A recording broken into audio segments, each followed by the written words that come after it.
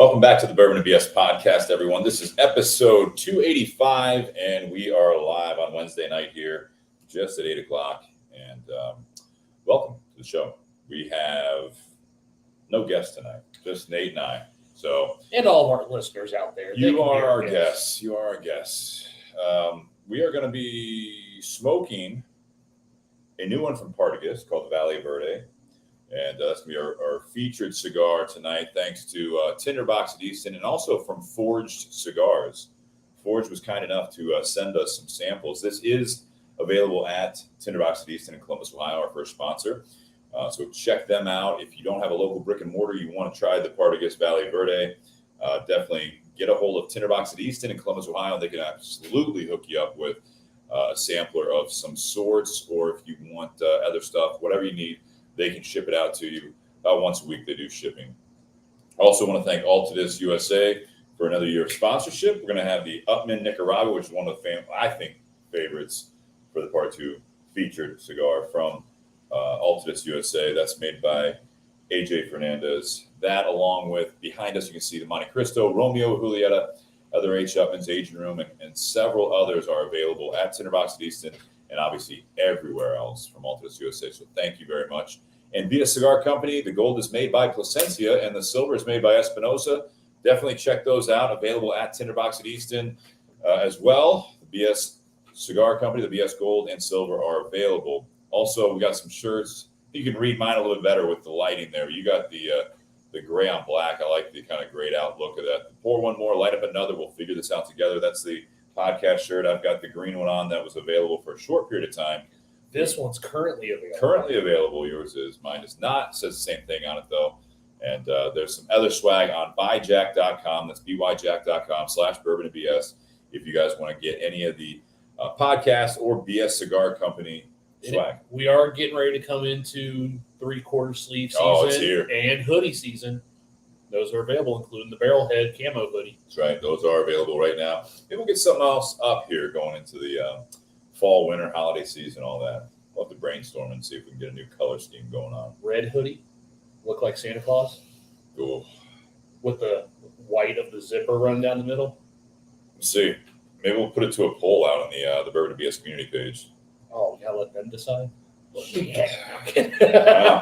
not going to have many hashtag Team Nates tonight. Also want to thank you guys to do the Patreon. This keeps it going. We really appreciate that. Patreon.com/bourbonandbs podcast. Or if you want to do a one-time contribution, Venmo at Bourbon and BS. But that's going to be a way for you guys to support us financially. And we appreciate every penny that you guys support us with. Not making any money off of this, really just self-sustaining, which is nice. So it's less money out of our pocket as well. So if you guys are enjoying it, do that if you would like. And also, most importantly, share, like, comment, review, and subscribe on all formats that you enjoy listening to the show. It's available on Facebook and also YouTube Live, and then after the fact. And then you can also find us on podcast apps. I uploaded a new episode. A couple behind on that, but it uploaded today. And I already had Spencer, who's always listening on the audio. He shot me a text and said he was focusing. So thank you guys very much. What are we drinking tonight? This is a new one to us. Yes, so this is Old Soul Bourbon.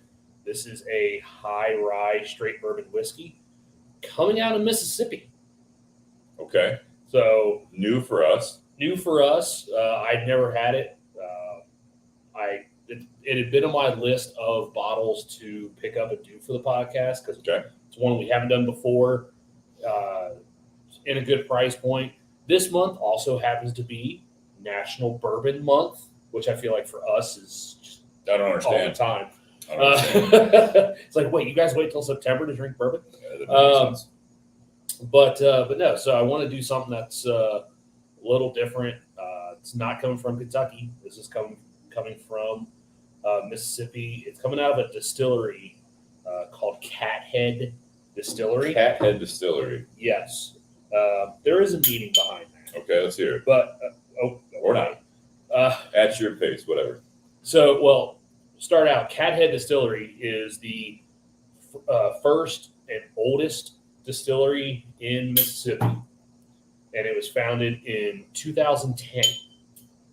Okay. Now, obviously, that's fairly recent. Also worth noting, Mississippi was the last state to repeal prohibition. The last state, 1966. Wow. Sorry about your luck there. And then it took them 44 years to build a distillery. Now, better late than never, right? Yeah. So cathead is that it was a term that's popular in the South. It's a compliment in Mississippi. To be called the cathead? Yes, that is a reference to blues musicians. So that's what that. So that's kind of plays into the Old Soul name of this. Both of the founders are big blues fans, so they wanted to name name their distillery something that paid homage to the rich blues history of Mississippi. Okay. So this, it says right on the label, a little hard to see because it's a light blue, but it's just the outline of the letters. They call this their high rye bourbon, which technically it is 75% corn, 21% rye, and then 4% malted barley. Okay. Coming in at 90 proof. They also have a barrel proof version, and then they also have a single barrel. Single barrel comes in at 109 proof. So they actually do cut that one down to 109. Okay, nice.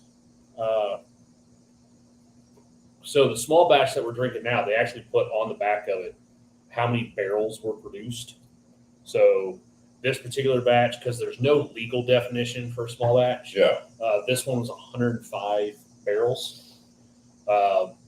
It's actually a blend of two whiskeys of the same mash bill, but different ages. Two, same mash bill, different ages. Different ages. Okay. One is coming from their distillery. Okay. The other one is coming from Indiana. MGP. There we go. Surprise, surprise. So it's a blend of two whiskey. Again, same mash bill, just taking two different barrels, aged in two different climates, blending those together, and this is what you get. So they say two different barrels, but there's 105 barrels. So that's basically, you're saying it's more or less half and half. Depends on, I don't know if it's 105 total or 105 like once it was all, like I think what they did is they took, Put in a huge. yeah, they took some of their barrels, some MGP barrels, blended those together, and then based on that volume. Okay. But actually says this Old Soul is a precise blend of whiskey, each with an identical high rye mash bill, aged for different amounts of time. Each barrel is reviewed by nose and palate the old-fashioned way and expertly blended from whiskeys distilled in Indiana and Mississippi. Yeah. Handmade and hand-selected, Old Soul is the perfect metaphor for our bourbon, one that is thoughtfully crafted with a nod to both tradition and the future. Okay. It's really nice. Yeah. It's a nice little sentiment. Non-chill filtered, no color added. They put that right on the front label. 90 proof in the state of Ohio. Yeah. Yes, you may. State of Ohio. What do you think MSRP is on this?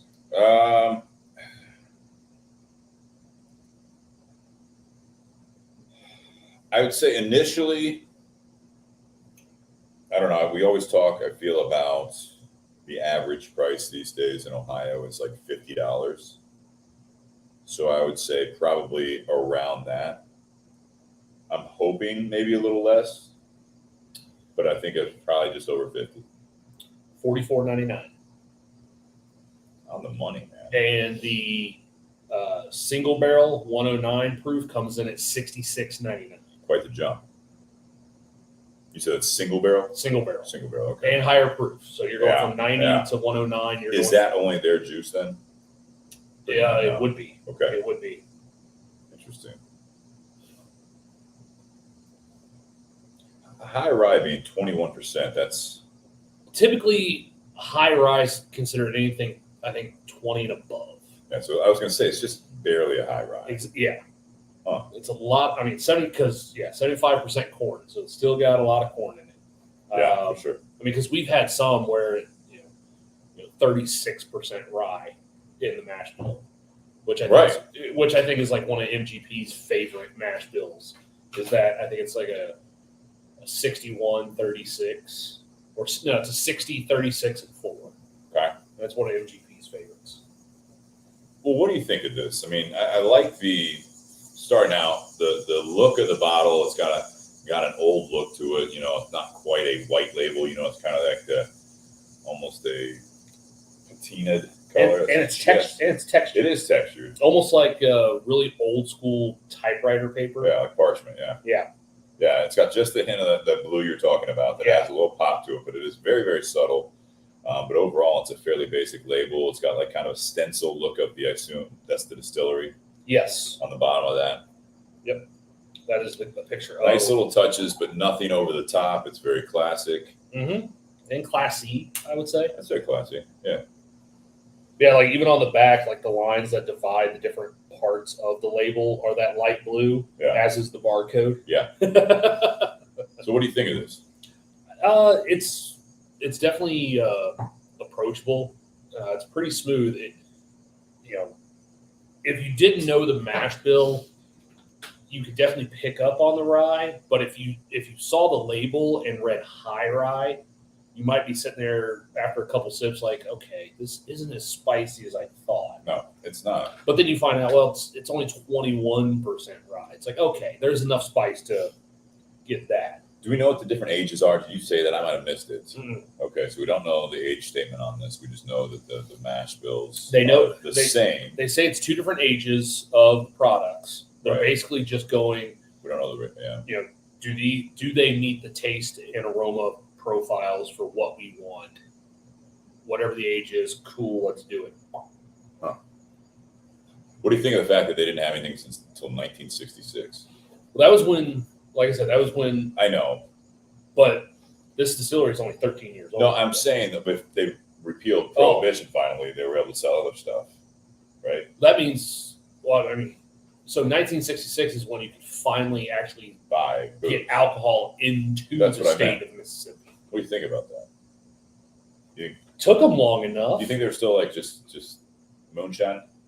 Oh God, yes. Yeah. In Mississippi, fuck yeah. And especially with all the with the musicians, with the music scenery down there, the blues. Yeah.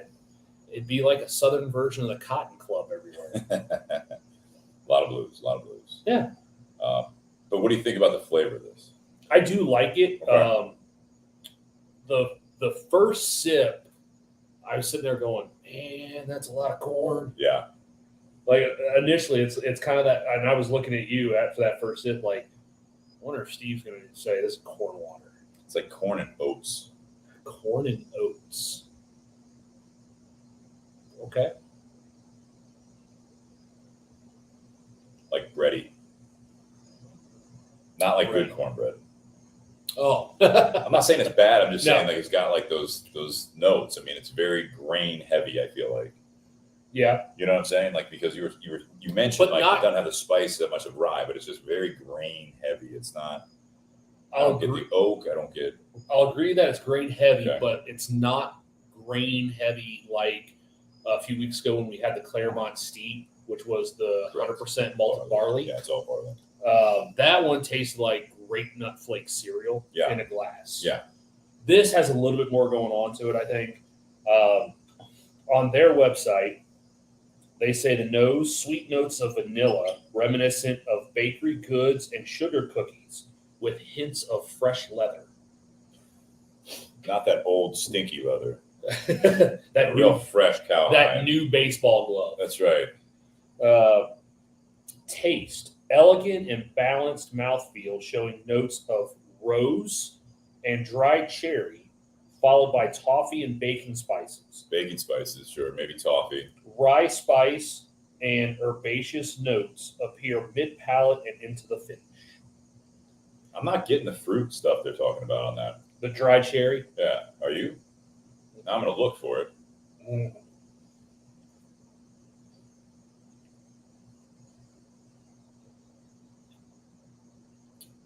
if it's a fruit, nah, there is that Shirley Temple feel to it.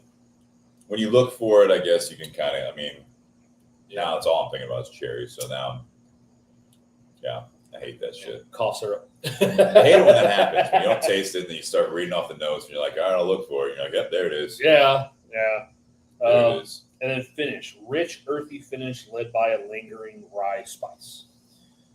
It's faint. I don't think there's a lot of spice there. I don't think there's a lot of rye spice. I think this is something that they are looking for more subtleties on. I would be interested to try the 109, the single barrel, to see what they're doing with their own stuff.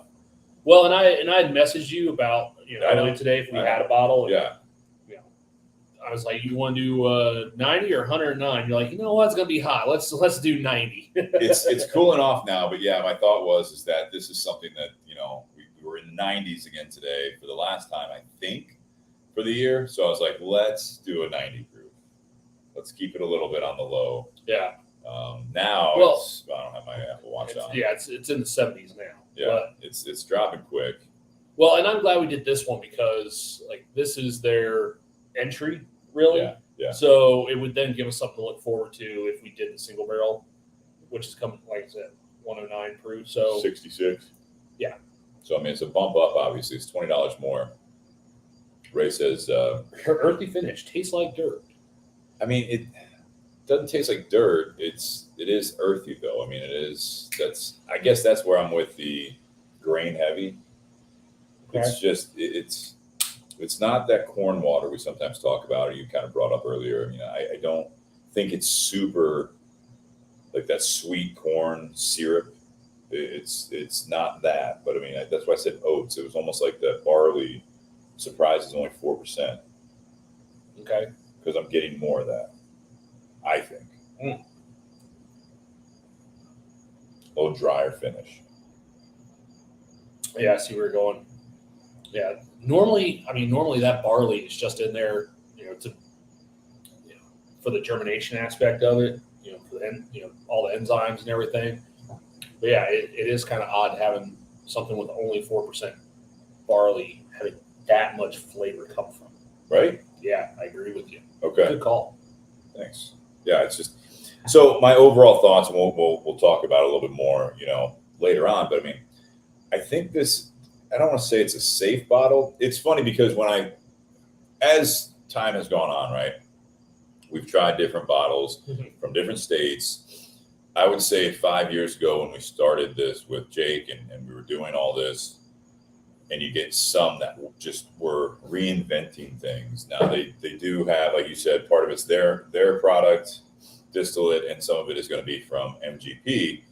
Well, when you are starting to distill and age stuff, right, in a different climate, you will get different profiles, I feel like, or they try to make a statement with them, like we aren't the same, but you want to be kind of the same because that's what's popular. This one is, I think, playing a little safer. Yeah, I think it's a safe shoe into the bourbon market. Yeah, which is huge. And they've got some award-winning vodkas and gins and canned spirits. This one won award, at least one award as well. But yeah, this is kind of their dipping that toe in, or maybe this is one of those that this was a project they'd always want to do. They let it sit on the back burner for a couple of years while they got their money from the gin and vodkas to be able to go after something. Well, and again, if you're bringing half of the products from MGP, obviously you have more volume available to you as opposed to just relying on yourself. Yeah, we saw that for those that followed the show, or you're from the Ohio area or other states or countries, is that watershed that we have on the show quite a bit. Is that we had their barrel OHLQ barrel pick last week. They actually went a different route, right? Where they first started with their own stuff for their everyday bourbon, if you will, and now it's a blend, including MGP. I think it's something that like these people at Cathead might be trying to do something where they are making sure they have enough volume to put stuff out when they're getting into the bourbon world, which as we all know, as you said, like a lot of distilleries, they start off with quicker products, right? Like the clear spirits and stuff, like the vodkas, maybe the gins and things of that nature. Now you're getting to the bourbon side of it, and you want to have enough product without having to put all of your own juice into your $44.95 bottle, right? It makes sense. So I think it's a little safer. It's got enough uniqueness that it is different and interesting, but I don't know if this is. It's good. It's not. Wow. Yeah. Like it's not gonna make you necessarily run out and grab another one. Might intrigue you to try the 109 and see how that. Which differs. I am intrigued now to see what else they're putting out with their own stuff. Like, Yes. Is that very unique and like, oh, so this is what Mississippi whiskey tastes like? You know what I mean? Or is it something that is a little bit more familiar? I don't know. I'm gonna look up and see if the exact stuff on there single barrel. Yeah. Yeah. All right. While you do that, we'll bounce over to the cigar. This is going to be a Partagás, and this was interesting when this first came out. So again, Forged Cigar is part of STG Group, which is, Partagás was under the portfolio of General Cigars, and then they did a split. We've talked about it on the show before. We had Ryan Ponest on not too long ago. We've got Jonathan Herring on. Those are reps from Forged, and they. We've gone over it. They did that for a reason, as far as the portfolio is very, very large. So they kind of diversified within themselves. They are trying to get more representation on the different brands and blends in each of the portfolios. Partagás is a very, very old, 1845, I think it is. Does it say it on here anymore? Yeah, 1845. And now we're going back to, obviously, Cuba with that Partagás name. And the 1845, but this is something that is very, very different. I feel like for Partagás. You have not smoked this yet, or you have? I have not. So Valle Verde, it is a green label, which when I think of Verde, it's green salsa. That's just what I think of, but I know it's green. That's what I think of because I'm a very simple person. But the Valle Verde is. I don't think you would be able to guess this makeup unless you looked it up, Nate. Probably not. What do you think of when you think of Partagás as far as non-Cuban? Are you familiar with them? I used to love the old school Partagás Black, which was just a powerhouse of a smoke. Very rich. I mean, super black, Yeah. dark. I mean, darker than Maduro, darker than most Oscuros even. Yeah. Super black, super rich, heavy, oily smoke. It's still around. They've Yes, just rebranded it. Rebranded, looks a little different. Looks like, this has the same new Band, just different color scheme. Correct. They tried to update it, and I'll give you my opinions of that here in a little bit. But this Partagás Valle Verde, so it's I think it's going to surprise you. San Andres wrapper. Yeah, The look fuck at that. out of here. Oh, it is. It is what I understand is and I'll look up if they wrote it. This is what I remember is that it is like a San Andres, but a natural, as opposed to a Maduro. Okay. So it's from the eastern state of Veracruz, and so this is coming off of half ago, but so they don't really market as such. But to my understanding, it's one of those more like natural San Andres, so it's not necessarily that Maduro that you're used to. I don't know if it, Veracruz, I think it is a little different area from where they get a lot of that kind of seed. The filler is San Andres as well as Nicaragua. Okay. So you got, and they say it's from Esteli and the Jalapa regions, and that's newer filler coming from the 2020 harvest. But hang on a second. Yeah. So you got the wrapper, the filler all coming from the 2020 harvest. So you got 3-year-old tobacco, right, for that. The binder is interesting. You're gonna love this. From 2015, Cameroon. I was gonna guess Cameroon Because I said that you're gonna love this. Yes. Yeah. Because I'm the only person that works at Tinder Box that likes Cameroon. So you got. I think it's a unique blend profile, right, as far as that goes. So San Andres Doesn't look like your typical San Andreas if you're a cigar smoker out there. Typically now, when it's marketed or utilized as a San Andreas Mexican wrapper leaf, it is darker than this. It's a dark brown, I'll say that, right? I mean, it's not your Colorado or lighter shades of brown. This is a darker brown, I think, but it's not going to be your typical almost like brownish black that I think of when I see San Andreas as the wrapper leaf. Yeah. And then you have that Cameroon binder, which is going to be throwing some different aspects to that. And obviously then you throw in San Andreas and Nicaraguan filler tobacco in there. It's just a unique profile as far as that goes, or at least blend breakdown. What do you think of this cigar? You said that a couple of guys at Tinder Box at Easton, Columbus, Ohio, didn't care for it. There was a flavor element that they weren't huge fans of. Could be a Cameroon. Could be. When I initially smelled it, like before I even lit it up, the smell of the tobacco, it smelled great. Mm-hmm. And then when I did a couple of cold draws, there was some sort of note on it that I was like, I'm a little iffy on this one going into it. As soon as I lit it up, there's this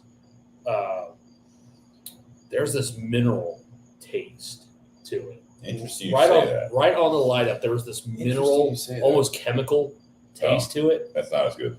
Well, but like mineral, not a saltiness, but almost kind of like a briny. So it even says in here that the Veracruz region, where the San Andreas wrapper is coming from, is known for its lush, mineral-rich valleys. Valle Verde means green valley. But then you said chemically, or chemically, I think you said. Whatever. I think there's a "ly" on the end.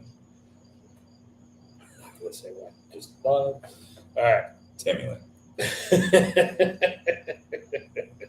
We were just watching Ted the other night. Okay. But okay, so you get past the mineral part. You said there is better or worse. Yeah, that kind of goes away. That was there right at the initial light up.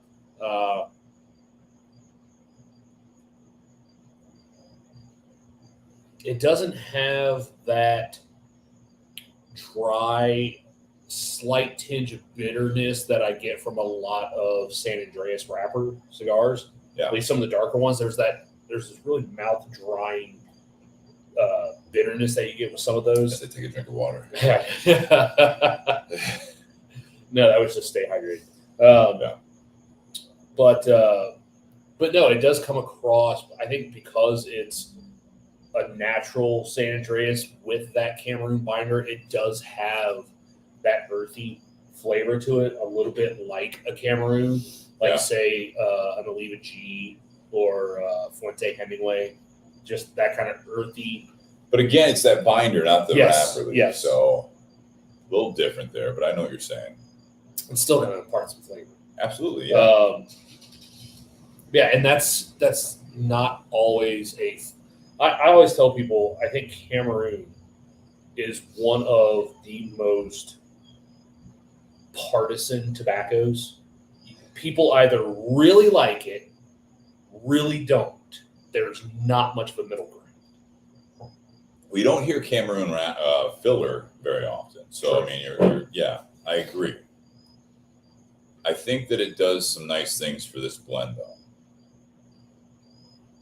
I think that it does kind of bring a little earthiness, but it's not overpowering like you're saying with sometimes people smoke like the Oliva G or the some of the Fuentes or really anything, Cohiba, Red Dots and stuff like that. You get a very distinct, in my opinion, Cameroon-like flavor if you smoke that many cigars like that. Are you commenting about all the wine talk here? Yes. You can't help yourself, can you? No, I can't. I can't shut it off. Can't shut it off. Do you like the cigar? Do you think? I mean, what do you think of the retrohale? What are we thinking here?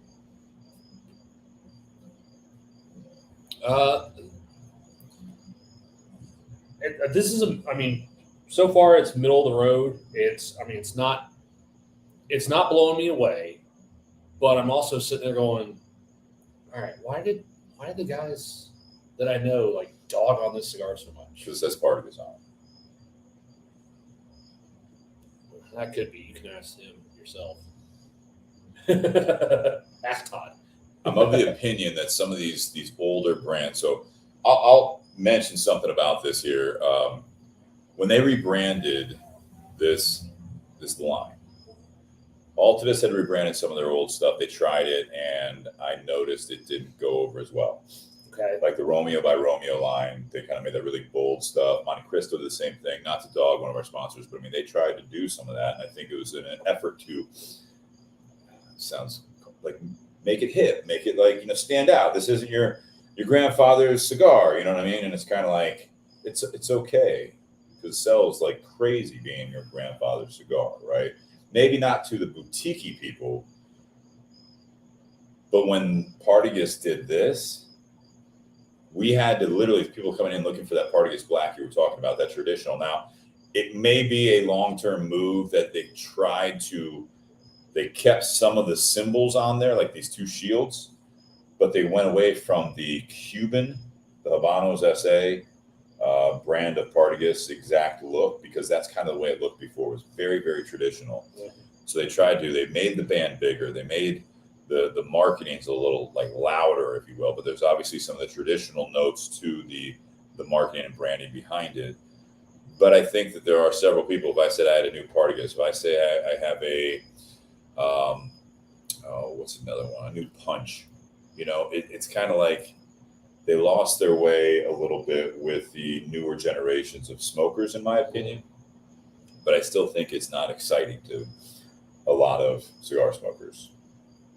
No, because it is that, your grandfather's or great grandfather's brand.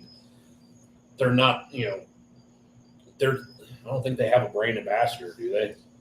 So no, they don't. I mean, so there's no guy out there, out there in his 30s or 40s or whatever, going around wearing backwards ball caps and chains and covered in tattoos, wearing a t-shirt. Like, I don't think there should be.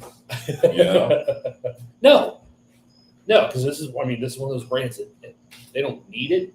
This also, I don't think Partagás is necessarily paying the bills for STG. No, I think they put it in the forged portfolio because they can focus on that a little bit more. I think it was getting lost. Yeah, it's one of those brands that I think with the newer generation of cigar smokers has died off.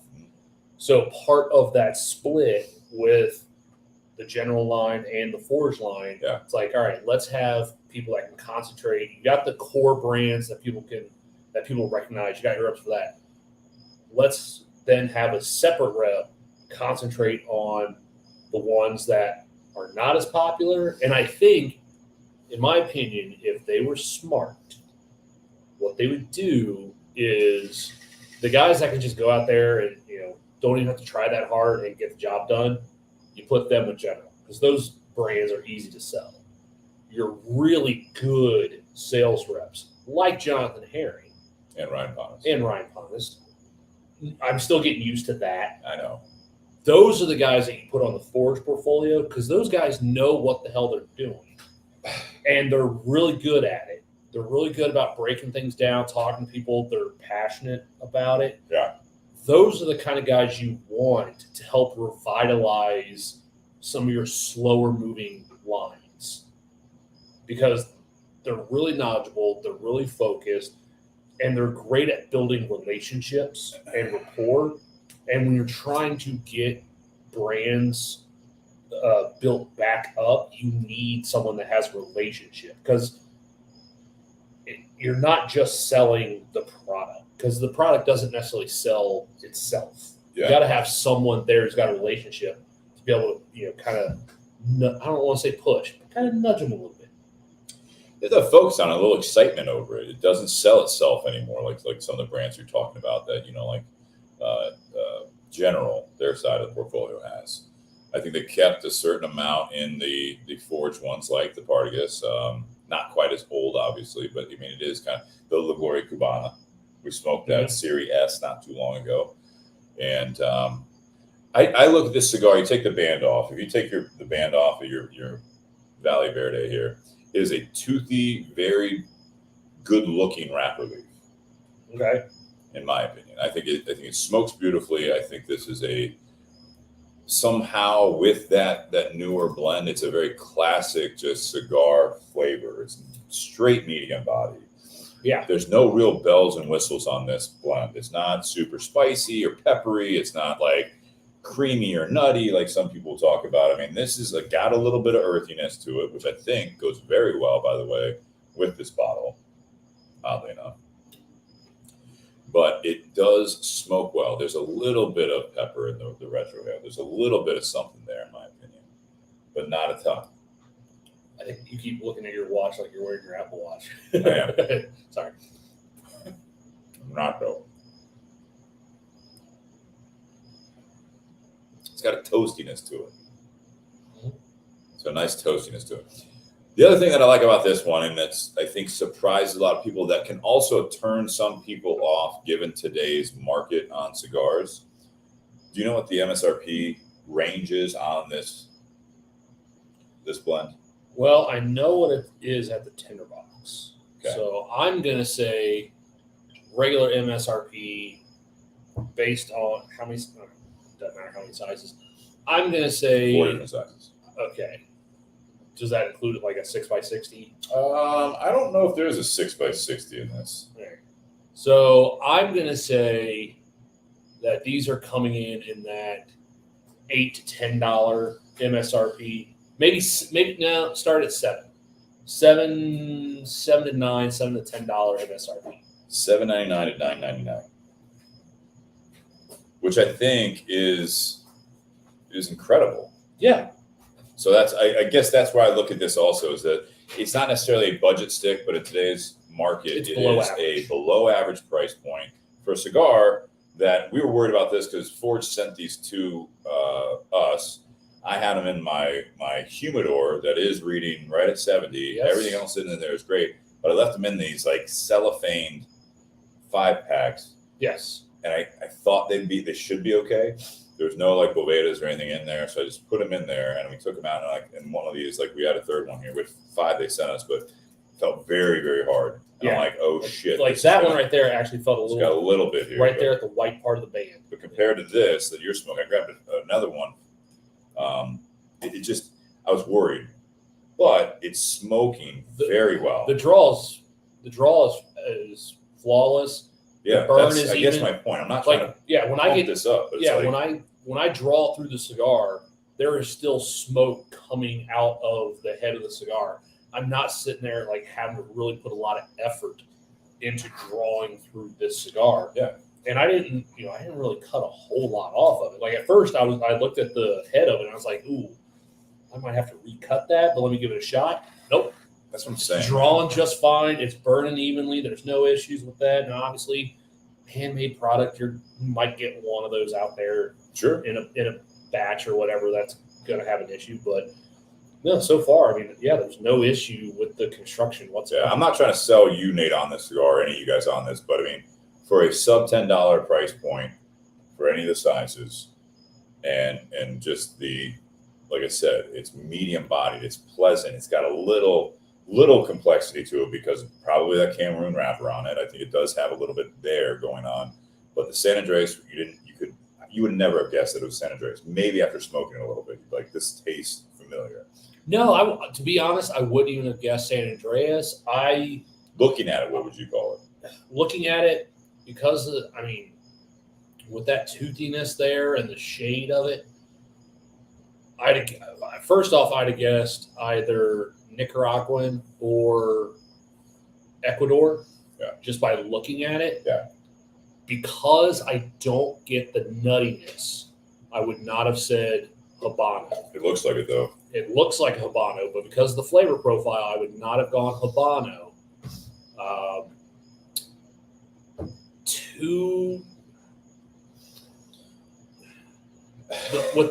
I don't know how to say it without sounding negative. Let it rip. Not as it's too earthy, I think, to be a Colorado. A little too dark to be a Colorado as well. Colorado shade. Yeah, but it almost has a little bit of redness to the hue, which would have made me guess Sumatra. Yeah, I can see that. But with a Sumatra, sometimes I'll get a little more leather to a Sumatra. with the kind of dryness from this and the dryness and earthiness and almost kind of a woodiness of it. So I already said, like, not smoking it, I would have guessed certain things. Smoking it, I almost would have guessed Honduran. Made in Honduras with no Honduran With tobacco. no Honduran tobacco. Son of a bitch. Maybe it's just from the factory, the air in Honduras. Oh, we're getting too good at this. No, I'm saying to you guys out there, I think it's worth a shot to try this because, again, under $10, it smokes nicely. The construction is actually impressive in my opinion. For especially, again, under $10. So well, and again, I mean, you are talking about one of the largest tobacco companies out, conglomerates out there, really. So, they've got a lot of people rolling for them. They got a lot of people making their cigars. They got a lot of different factories. sure, Being one of the big boys, that's a company that rollers want to work for because there's that idea of security working for one of the big boys. Yeah. But also, if you're working for one of the big boys, like, you got to have your shit together too. Like, they're not just going to hire anybody to come roll their sticks. They do have a reputation. They do. So you still have to have high quality rollers making this stuff. Yeah. For me, it's kind of like that in between of a higher end cigar and a bundled cigar, where like you get really surprised by like a $5 cigar that just is flawless draw. Doesn't break apart. You're like, oh, this feels pretty good. Smokes well. This is like a couple steps above that. Like, not to diminish it by saying it's close to like a bundle cigar. It's like one of those like budget cigars. You're like, damn, this is only this price. That's where I'm like, with this is only like, $9 or $10. This is only $9. Like, shit, man. Yeah. How much is a box? Like, how many? Like 20, like what comes in a box type thing. So, I think it's worth trying. I was pleasantly. I'm glad you kind of like it. I think the Cameroon tobacco that they're using on the binder probably gets some favor out of you as a Cameroon fan. For me, it's like flirting with that real earthy type flavor, but then everything else, like the wrapper, the San Andres, like the Mexican tobacco and the Nicaraguan tobacco, kind of not overpower it, but kind of like take that earthiness back a little bit. So we've talked about it. Balances it out a little bit. We've talked about it a lot of times on this show. So one of the reasons Cameroons are hit or miss with people, when they're the wrapper, the flavor profile you get off of that tobacco as a wrapper is very hit or miss. It does have an earthiness to it. People who like it, like myself, will describe it as earthiness. People who don't like it, or maybe Ray with some of his comments earlier, may say, oh, it tastes like dirt, which is what you hear from a lot of people who don't like Cameroon tobacco. Not earthy, dirty. Yes. With the Cameroon being the binder, it's not imparting as much flavor as the wrapper and other parts of the cigar, but there's enough of it to where once you know that it is Cameroon, you can pick out, okay, this is that Cameroon flavor, but it's more subtle because it's the binder and not the primary flavor source is the wrapper. Yeah, you get some hints of it, I guess. Yes. Yeah. Which does, to your point, does make it a kind of a balanced smoke. Yeah, that's what I thought. Medium. Straight medium. Yeah, right not now. a mild cigar, not a full body. I mean, this is straight down the 5 out of 10 area, right? Yeah. All right, so now this is the tough part of part one here. We've talked about, and Ray says, for the record, I enjoy the earthy tones. That was a joke. So we rate the whiskey, the cigar, and the pairing. We are drinking from Cathead Distillery, the Old Soul, I said Old Scout, Old Soul High Rye, and we are smoking the Partagás Valle Verde.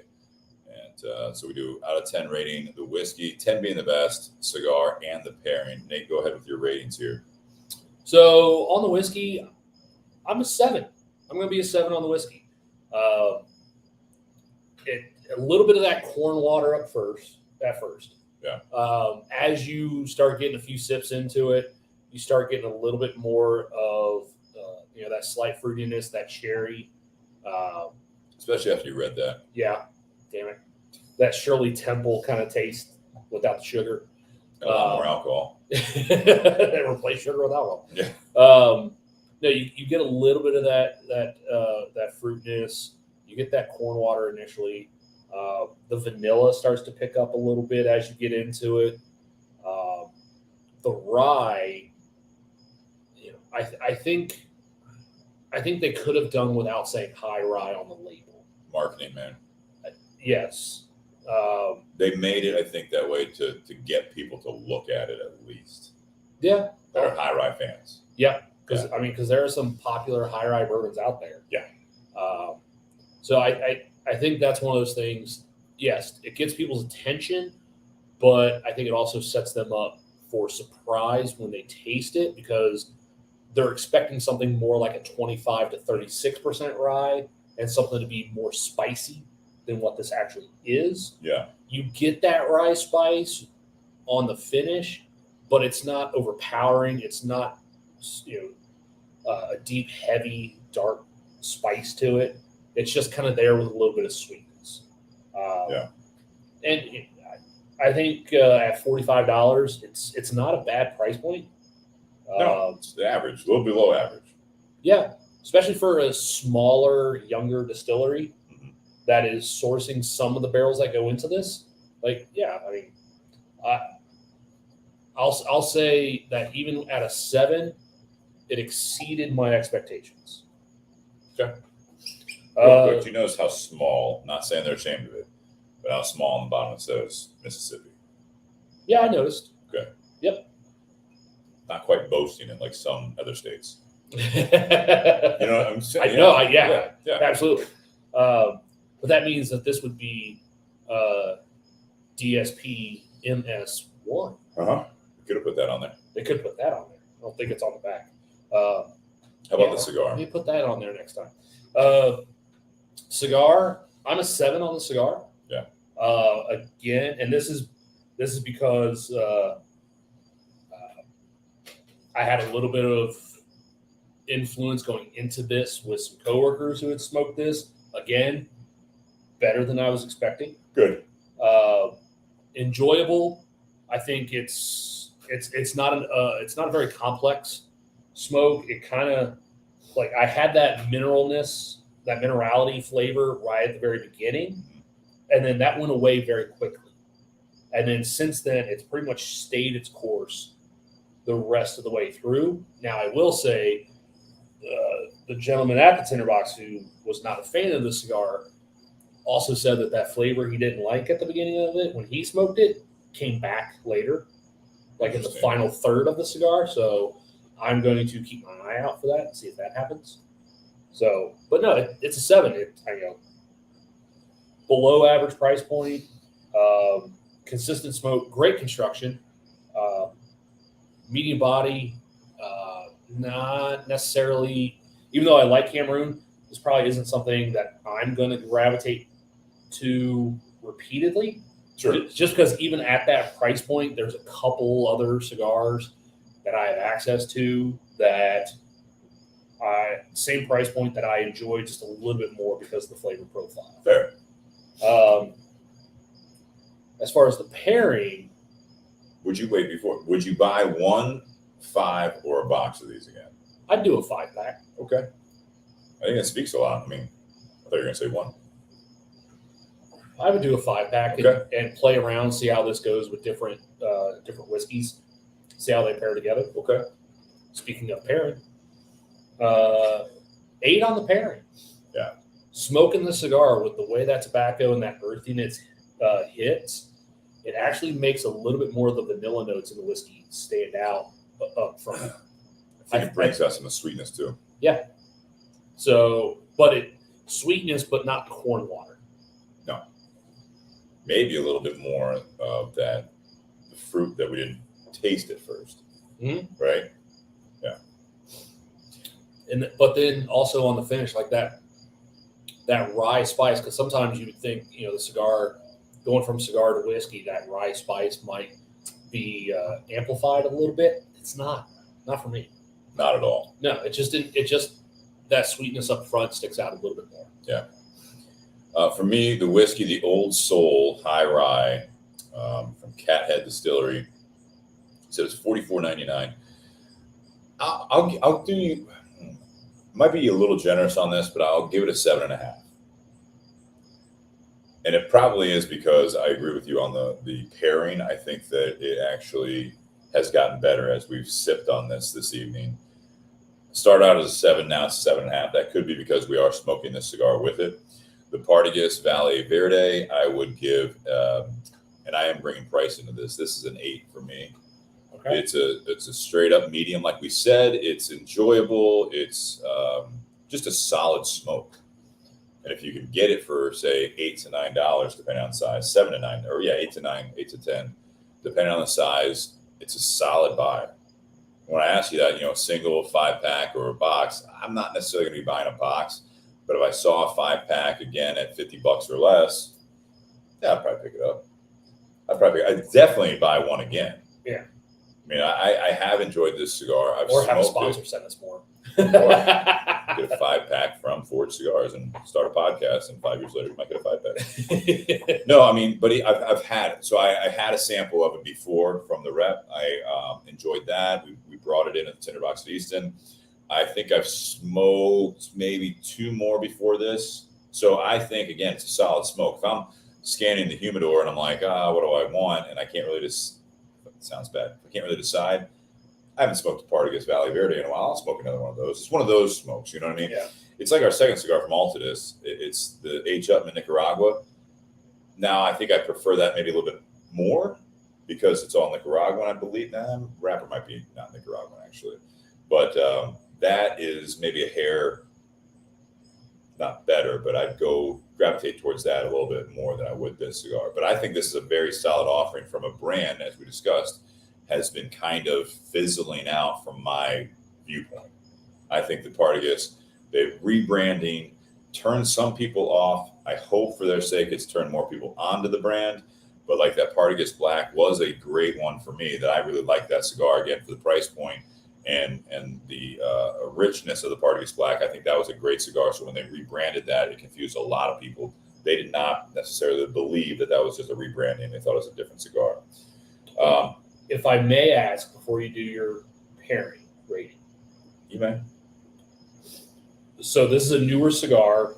Not all of our listeners have maybe had a chance to smoke this. Not everyone may know about this cigar. It may not be in their local brick and mortar.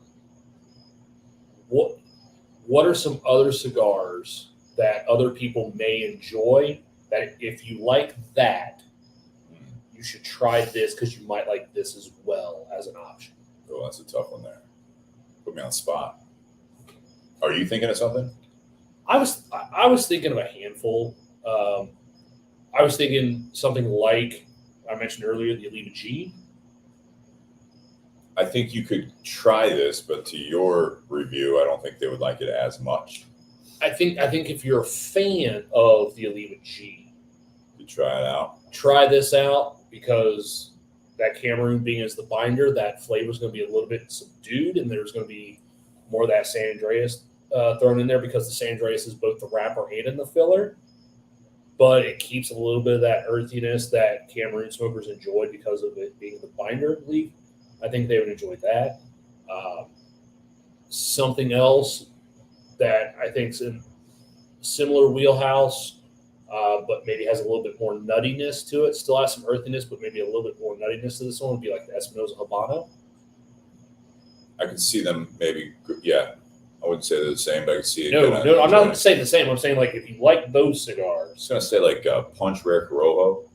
Okay. That stands Which has out. no Corojo in it. Correct. But it stands out. Again, straight medium body, some classic flavors, tobacco flavors there. You know what I mean? You're just getting that same rich, clean tobacco, which I know sounds silly to people that aren't in my head. But that's kind of what I'm saying. So that was the first one that stood out right there is Punch Rare Corojo. I don't know why, but that one did jump out. Trying to look up and down, even just the Tinder Box humidor. That's a good question. I should start thinking that because, again, we do review some newer cigars that people may not have much frame of reference on it. The pairing for me, I'm actually going to give the pairing, again, a slight step over yours as far as that goes. Not wild about the whiskey, not crazy about the cigar, like, oh, my God, I got to have a box of these. But together, this is a great pairing. I think they complement each other very well. This is Again, it's not going to blow your socks off probably, but I think it's a good pairing. I'll give it an 8.5 on the pairing. So, yeah. Like I said, the Partagás Valle Verde is available nationwide, probably internationally as well, for Forged cigars. So if you guys, Justin Turner says he's smoking it, and it reminds him of an Oscar leaf. I wonder which blend, maybe. Yeah, Justin, which leaf by Oscar there? Yeah. And then the Old Soul. We don't know how many states this is in right now, but it is available in Ohio, where we are based out of, and it's coming in at $44.99. Just check ohlq.com and do a search for the Old Soul. You should be able to find them on the map. Carfagnas has both this and the 109 single barrel. Or check out Nate at Carfagnas in the Columbus area. With that, that's it. Round out part 1. Happy Whiskey Wednesday. Stay a part of part 2. If you guys are listening live, want us to talk about something on part 2, we're going to hear from the audience tonight again. We've got just a few so far, so hopefully we'll get some more on the feed, and we can talk to you guys about what you guys are thinking about. Guys, cheers. Happy Whiskey Wednesday again, and we will see you in part 2. What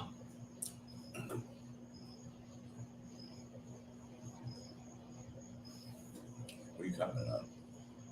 So I remembered that one of our listeners who I saw earlier was watching. I don't think he had commented yet. Last week, we were doing more topics from the audience, and it was after the show ended. He posted one, and I had written it down in my phone. Okay. So I'm posting that one in the comment of that post. Okay. So that way you'd be able to see current it. one? Yep. Okay.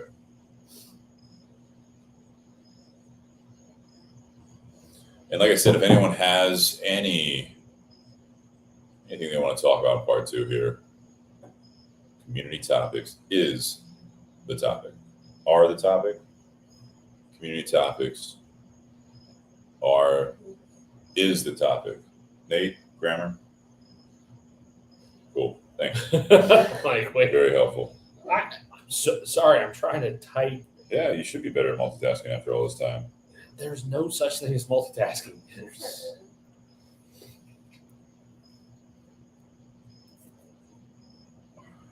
What's up, Ronnie? We need to get you on. You're right. Let's look at, I'll send you some dates, Ronnie, from Great Lakes.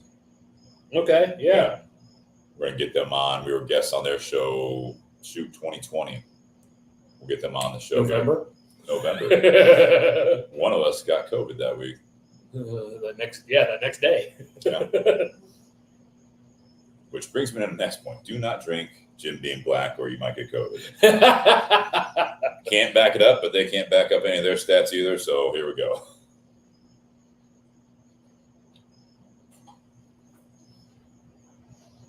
Yeah, he says sounds good. You ready to roll? See where this goes? Sure. A couple laughs. I don't know who that was from.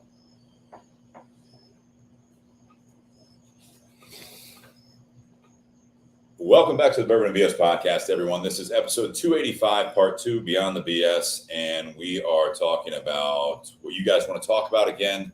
This week it's community topics. We've got a handful so far. If you guys are joining us live, throw up a topic. We might be able to get it on here as well. Just put it in the feed. Or if you're on the Bourbon and BS community page, I put a post out there today, about 4 or 5 hours ago.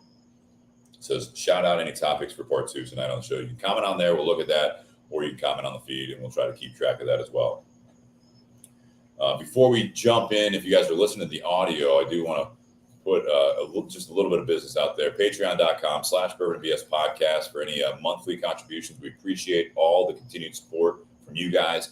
Venmo at Bourbon and BS if you guys want to do a one-time contribution. Helps us out to keep doing this show without putting a lot of investment in it, just our time and obviously working with all of you guys. I want to thank our sponsors, Tinder Box at Easton in Columbus, Ohio. Thanks to them and Forged Cigars, we are smoking still the Partagás Valle Verde. Listen to part 1 for our review and information on that cigar. We also want to thank Altadis USA. We've got the H. Upman Nicaragua by AJ Fernandez on deck, and continued support from Maria. And we got Charlie and Travis coming on next week from Altadis. So I'm not sure what we're smoking. We'll try to I'll get an answer out of them so we can actually post that earlier so we know what we're going to be smoking for you guys out there. And then also Be a Cigar Company. The gold and silver are available. The gold is made by Plasencia, and the silver is made by Espinosa Cigars. And if you guys want some swag, buy Jack. That's byjack.com/bourbon&bs for any of the shirts, the swag, stuff that we're wearing right now. And as Nate brought up in the beginning of part 1, it's about to be that fall weather. So there's some great 3/4 sleeve raglans on there. There's going to be some hoodies on there. There's going to be T-shirts. There's even some ladies V-neck T-shirts as well. So guys, check that out. And those are printed for you and shipped directly to you. Very easy to order on byjack.com/bourbon&bs. That's everything. And as always, ask any comments or questions on the comments feed.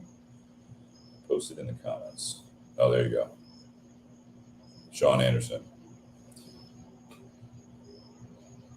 Ray said, didn't take enough time yet. Only had time to get another coffee. Well, you're ready to go then. Let's go. Yeah. I commented, I was like, man, that's one of the shortest intermissions we've ever had. That's good. No one had to go to the bathroom. That's fine. Yeah, we're going to keep rolling here. And it's just the two of us. Don't do it. Keep going. Just the two of us. All right. I don't know where this one's going to go, but I will say Justin Turner had one on here, okay? Something you want to do, but in all reality, you never will or can't.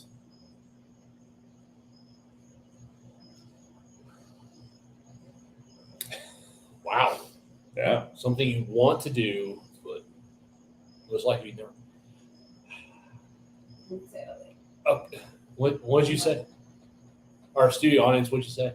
I moved to Italy. Move to Italy. We can get you a mic if you'd like. Nope. That's just because. Wait a minute. I'm curious now. Like, why would you want to move to Italy since you were dogging Italian wines so much earlier? I put the. They do make great food. Put Justin's comment up there. Now it's under my name just because I'm typing it, copying it over there. So something you want to do, but in all reality, you never will or can't. Quickly fly would be a cool one. Not in a plane or anything. Like Superman. Well, yeah. Okay. Superman, yeah. That'd be cool. That would be. Yeah, I'd like to do that. Be neat. Scary, though. Scary, though. You know what I mean? First time you go up there, say you're not more or less invincible like Superman. So once you leave, like if you don't have it down and you come crashing down, you're dead. Oh gosh. You know what I mean? Like you're adding a whole other element. No one thinks about that. I mean, when you're gosh. learning to fly, I think that'd be a difficult one. Keep naming songs. I know. As soon as I said it, I was like, he's going to do it. Tom Petty. No, come on. No, yeah. Like Shazam when he first tried to learn to fly. Sure. In the movie. Sure. Sean Anderson says, I'd like to set the world record skydiving jump. Good luck with that, because that dude, the German guy that has the record, what was he, like 120,000 feet? He's almost in space, right? Because at first Red Bull. Yeah, because he had to go out and not he couldn't fall forward. He had to kind of just like fall standing up off of it. So that way he would drop because there was so little air resistance that if he leaned forward, he would just tumble end over end. And the speed he would start going, it could just rip his limbs apart. That's an interesting one. Kind of goes in hand without saying about flying. Yeah. You know? It's just, That's a good point. Falling with style. Just to really comment quickly on mine, if I was able to start to fly, I'd probably start wearing a parachute. Just as things got out of hand. You know what I mean? Just in case you got distracted, hit a bird. Something like that. I'm doing it. I lose focus on that, and all of a sudden Wait, Steve Crane losing focus? I mean, if I'm flying. All right. Go ahead with yours. No, I was going to say something like climb like one of the tallest peaks. Doesn't necessarily have to be Everest, but why does everyone get so high here? Well, here's the reason why I think it would be cool to do that. The view once you get to the top. Okay. That's all I would really want is that view. All right. Yeah. All the danger and shit getting up there, I can do without. So you Steves, fly to the top of the mountain. Be easier. Less risky. Something you want to do, but in all reality, you never will or can't. know, man. Because I mean, besides like things like I'm saying, like flying, like you reality never will or can't. So you're saying you would never try to climb, like you don't even rock climb. You're not even a big hiker, right? No, So, I'm saying like I used to do climbing walls and stuff like that. Sure, but there's a big difference between 50 feet and 15,000 feet. So that's more of a you never will, not necessarily you can't. Yes. Okay, that's fair. No, I mean it's fair. Like I'd like to, probably too soon, but I mean like to like go down deep in the ocean. You know what I mean? But at the same time, I don't really have any desire. I mean, well, we've seen how that works. Snorkeling is one thing, but like scuba diving, these are those things that like a lot of people are really into. Skydiving, scuba diving, a lot of the diving things. Not really. Whether sky or water. Yeah. I don't want to go too high or too low. You know what I mean? It's just something that I don't think I want to do. So in reality, I never will, but it's not saying I couldn't do that. It's a good one, Justin, out there. Huh. Anything else? That was the first thing that came to my mind. Climbing to the highest peak. Again, just for the view from up there. I mean, to see the mountain ranges and stuff like that. Like it kind of makes me also think at the end of the movie Wind River, Jeremy Renner's on the top of the peak. It's the highest peak in Wyoming. And he's got the bad guy up there. Yeah. But it's like just the view looking out there. Cold as shit. Yeah. Dude didn't make it 100 yards. Spoiler alert. I'm supposed to say that first. That movie's been out long enough. Fair. All right. Well, I guess that was a quick first one here. Let's see what else we got here.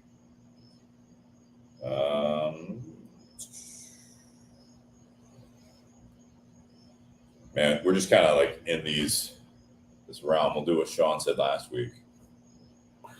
That's why I put it in the comments. If you could live forever, would you want to? Nope. I saw that last week. I was like, nope. I've had this discussion before. Nope. Okay. Why? If I'm the only one, yeah, like I would. Now it's one thing. There's two different ways you could go about it. All right, am I going to live forever, starting with how I am now, and I'm never going to age, or am I just going to keep aging and? Am I going to be? Am I going to be bedridden after the age of 90, and I'm going to be bedridden for the next millennia? Like that's miserable. So it's circumstantial for you. Well, no, it's not even circumstantial because if I'm the only one that is living forever until the earth perishes, I mean, how many tragedies am I going to see? All my loved ones are gone. Sure, I'll lose every friend I ever make. You can make more. But that's just losing more. Sure. Huh. All my family's gone. I'm going to get remarried every 50, 60 years? You don't have to. I was much better looking when I first got married than I am right now. Okay, let's go like vampire route. Like if you just like were this age the rest of your life. Forever. So take the. Why couldn't it happen 20 years ago? Jesus, you not to be negative. So wait, 20 years ago, you would have been how old? 19. You would want to live as a 19-year-old forever with the drinking age and smoking age, 21. I could pass for 21. Not necessarily. Hey, if in the movies they can pass for high schoolers, like, come on. That's the opposite, though. That's the opposite. You didn't put it I up. didn't. Sorry. I copied it on there. If you could live forever, would you want to? I would say at first that sounds really kind of cool, but eventually I think you'd get real bored. Yeah. Well, I mean, there'd probably be new technologies and stuff coming out. Yeah, but even that you get tired of, man. Yeah. Well, I mean, we get tired of all the new shit now after 6 months. I know, like kids on Christmas. I think it'd be fun to do that to a point. I mean, not to get depressing here, but if you could live forever, would you want to? I'd say it'd be it would be great to be able to take this, right? Live for as long as you want. So like if there's not this unknown time where you're going to die, whether it be tomorrow or 50 years from now, but you basically got to call your shots, and so you would live forever until you decided not to.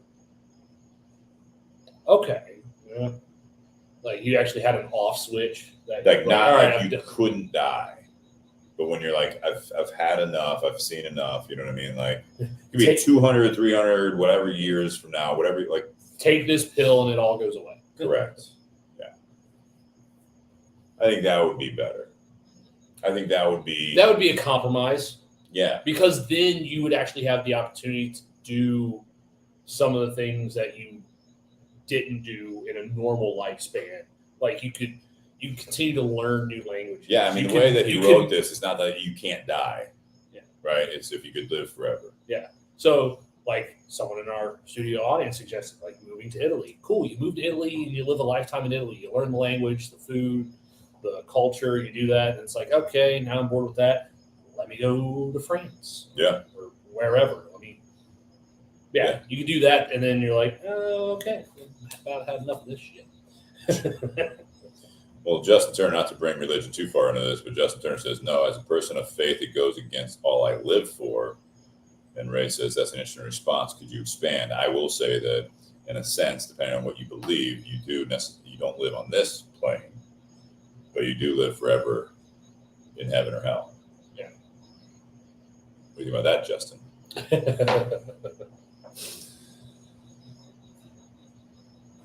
What else we got out there before we start too far into religion? Well, I made a comment under Sean's that was actually our Steak and Wine Sunday question. Okay, what is it? Or it was actually one of them. Just decided to sit there and do a bunch of them for some reason. Would you rather live 100 years in the future or 100 years ago? So if it was 100 years ago, you'd be in the middle of the Depression. Not quite, right? 1923? Was it 1929? Okay, yeah. 1920s, that was the roaring 20s. Right? It was a pretty good time, especially if you were doing all right in this country, at least. Yeah. And you were white. That helped. I would say, that sounds fun, but then, yeah, you'd have to go through the tough times that were coming up. The unknown of 100 years from now, though, I mean, it sounds cool, but I've also seen, like, Terminator. You know what I mean? So, like, it could be run by robots, the Matrix. Skynet, yeah. You know what I mean? Like, so it's like, I think, and we are kind of on that path, in my opinion. What do you think? I would rather live 100 years ago because... Old Soul Whiskey. Yeah, here we go. Yeah, they had better music. Still listen to it. But no, imagine if you lived 100 years ago, then you could hear like some of the classic albums like Chuck Berry, Zeppelin. You could listen to those for the first time. All right, but you can go back. But 100 years, 25 years ago, you're still listening to that for the first time. But 100 years in the future, like we've seen, like how quickly technology's changed, just within our lifetimes. Sure. But we've also talked about it on this show before about how some of that technology has been detrimental to society, how it's not always been to the benefit of mankind. Yeah. So if the technology that we have now is not all to the benefit of mankind, like what technologies are coming down the road in the remainder of our lifetime that could be worse. Could be. But we could get flying cars. We could get the ability to fly. Sure, that'd be cool. See how I'm tied? Just a hoverboard. There's the hoverboard. Still waiting on that. Yeah. Come on, Doc Brown. Yeah, hoverboards were supposed to be a real thing, man. Mattel really needs to get on that. That's who made the hover scooter. Mattel. I feel like they really let us down. I think we could do better. I'd say 100 years ago. But you could see the Cubs win more World Series, maybe. It took 100 years, so exactly. There's a good shot. It's 2016. A Bears Super Bowl. Bears Super Bowl would be fun again. Might take longer too. So 108 years. So 2016. So yeah, I mean, 100 years from now, we're on pace. The Cubs are on pace to win another World Series, right? A couple years after, 100 years from now. So that'd be cool. But I think they're already, they've made some improvements in baseball, but I don't know if it would be the same game. By then, we would rely on it to take the umpires out of it. And I don't like that. Or wasn't it in one of the Back to Futures where the baseball game, like, literally they put on like a VR goggle and you have a virtual reality bat, just a little stick in your hand that you swing? I don't think that was real baseball. It's probably just a VR thing. Or maybe the feature is kind of like Ready Player One. Could be, or Demolition Man. That'd be a Demolition Man was scarily accurate. kind of. Bunch of weak-minded sissies. All right, here we go. Walking Here around we in go. boo-boos, eating nothing but Taco Bell. Be well. Or we could all be like in Wall-E, where we're a bunch of fat people that can't get out of the fucking chair. Or surrogates. Okay. So basically, this conversation went straight to movies, which is absolutely where we based all of our knowledge future on. Sometimes they're not wrong. Have you just seen the design of some of the new electric cars? They took it straight out of sci-fi. Oh movies. yeah. You're not a conspiracy theorist. You just haven't been proven right yet. Yeah. Rachel says, 100 years from now, we won't be run by robots. We'll be run by weak thinking, good for nothing excuses for humans.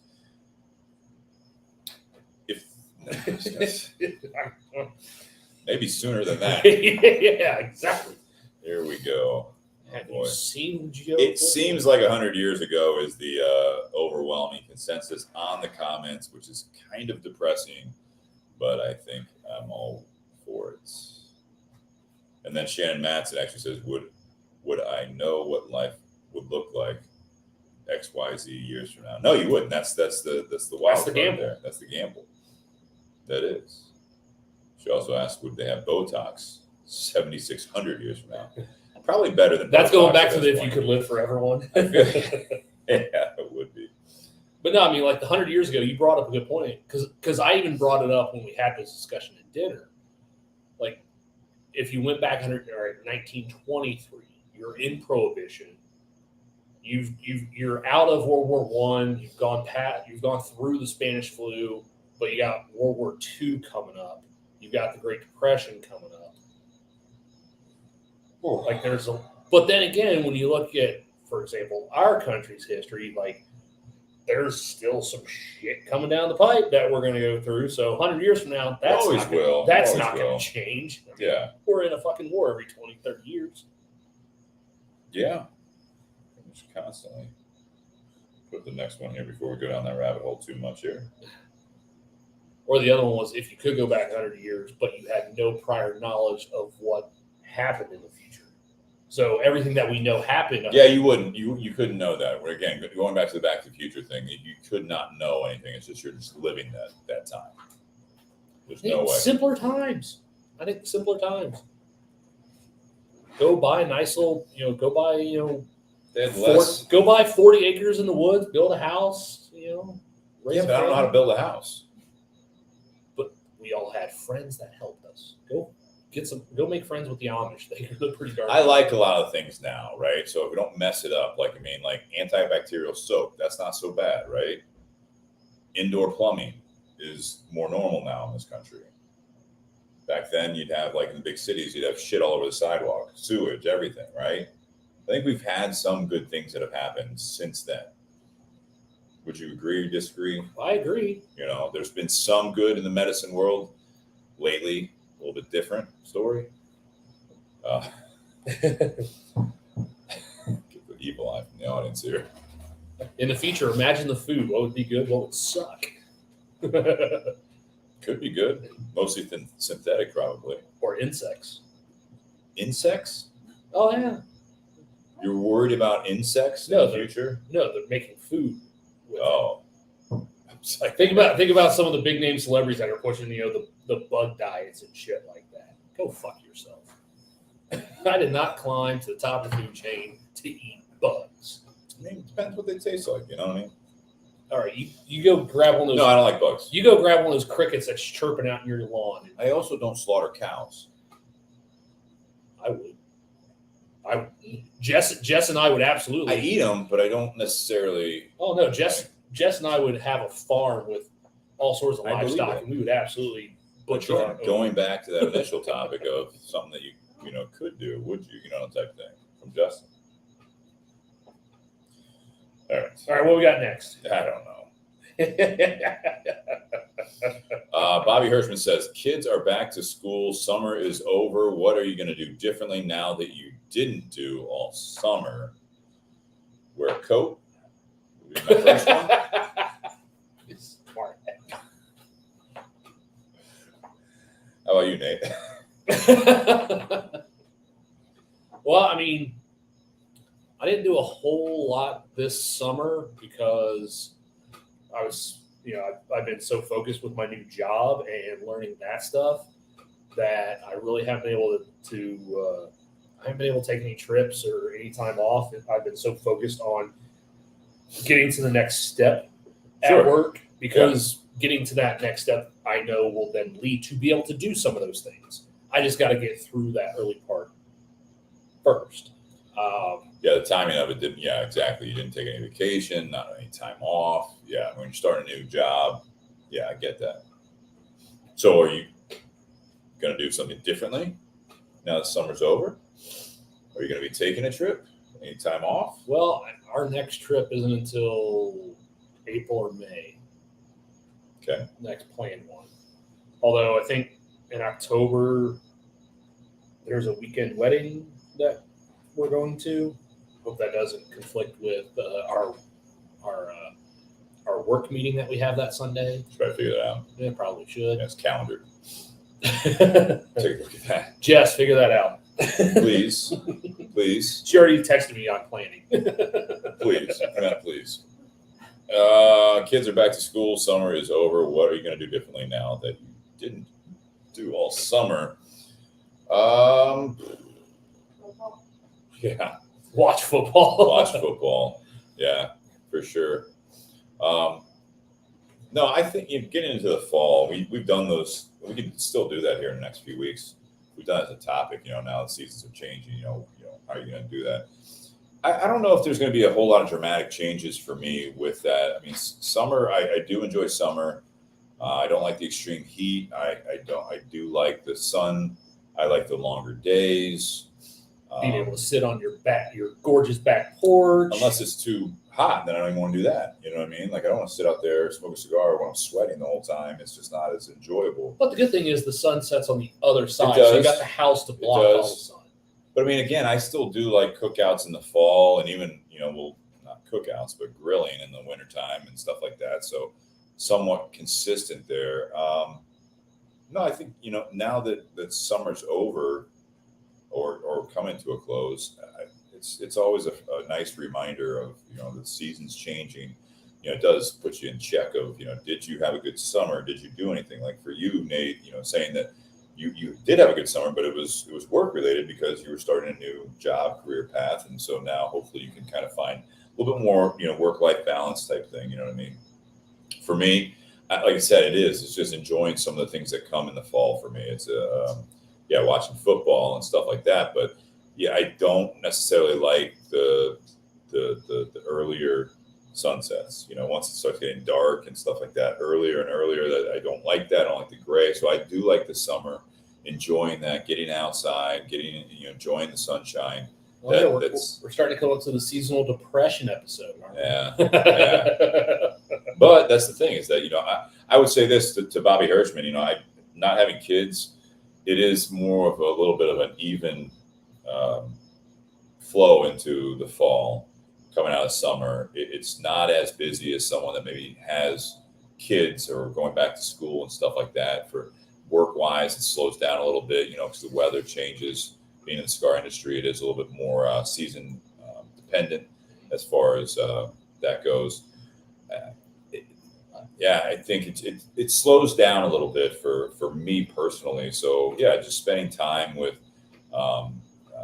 Kristen, spending time with hopefully some friends and doing like the Sundays, being able to get together with friends still.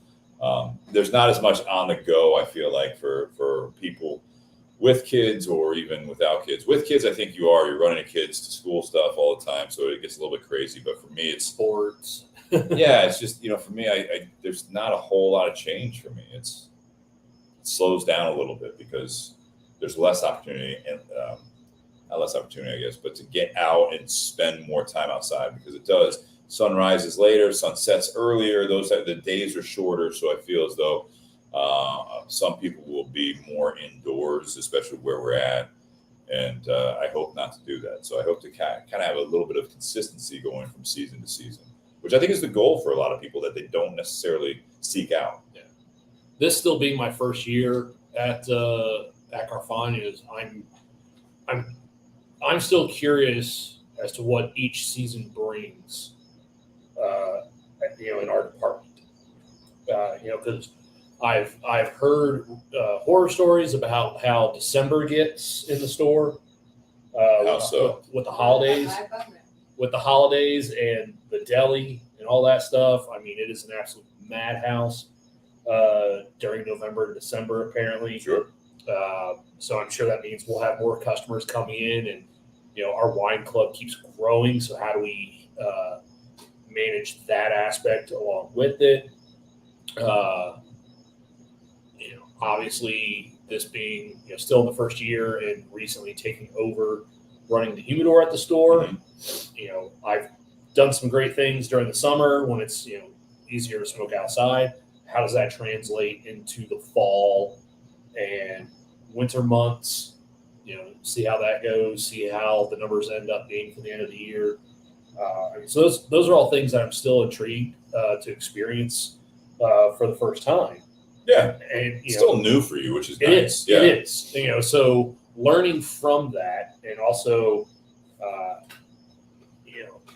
taking on more responsibility at work as well. Taking some of the pressure off some of the other staff with certain items and responsibilities, but also the opportunity to try and push for some of those as well. Okay. I like the fact you're going through that first year, right? It's still exciting. Yeah. Yeah. It has to be in 20 years. Well, hopefully. Hopefully. All right, next one here. I just put it up on the screen from Ray Cheshire. What about accepting that helping hand as a topic this week?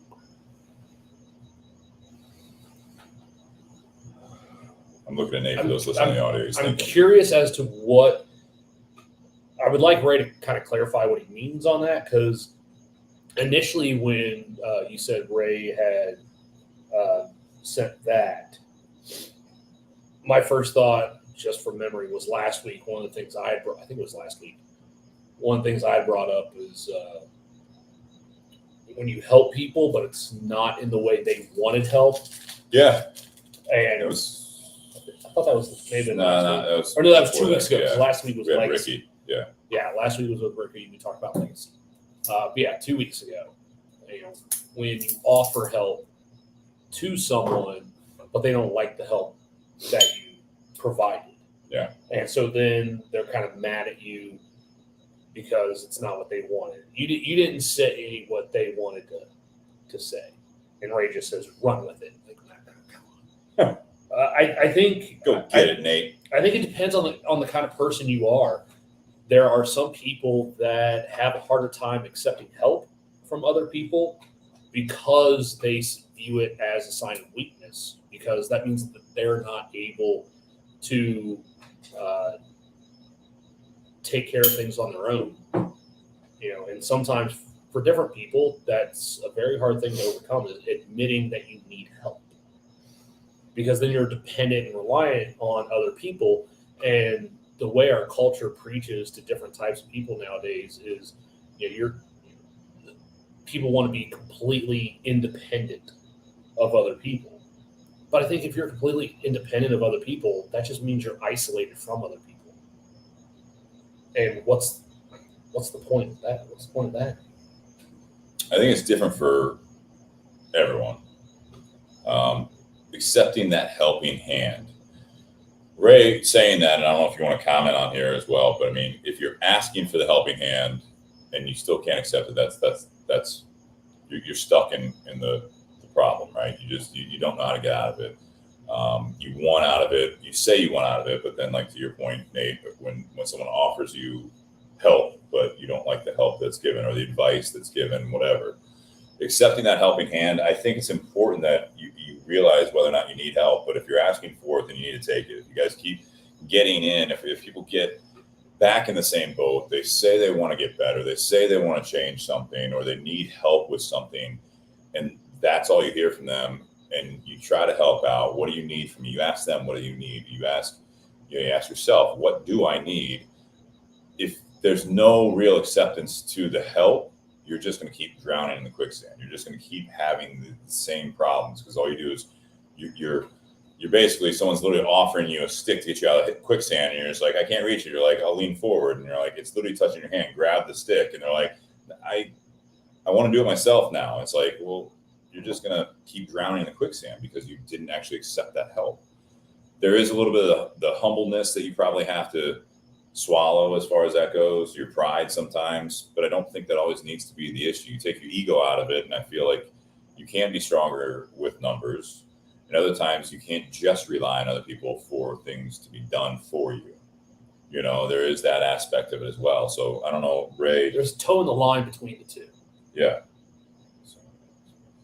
Sorry, I'm looking at all these things. There's toeing the line between being dependent on other people for the most minor everyday thing versus needing help when things are bad. Yeah, and you don't always need that. You know, Sean says it mostly depends on what is attached to the helping hand that you may have to accept. Very few times is it completely free and clear. You got to watch who you're asking also, right? I think that goes with that, Sean, is if you are asking people that are accepting everything in return or more than what they're offering you, it's not like you're necessarily taking a loan with interest. Hopefully it's you surround yourself where you're reaching out to people, or at least ask people. I think really surround yourself with people. It's not just asking, because sometimes the people that you surround yourself with can kind of identify that you are that you're struggling.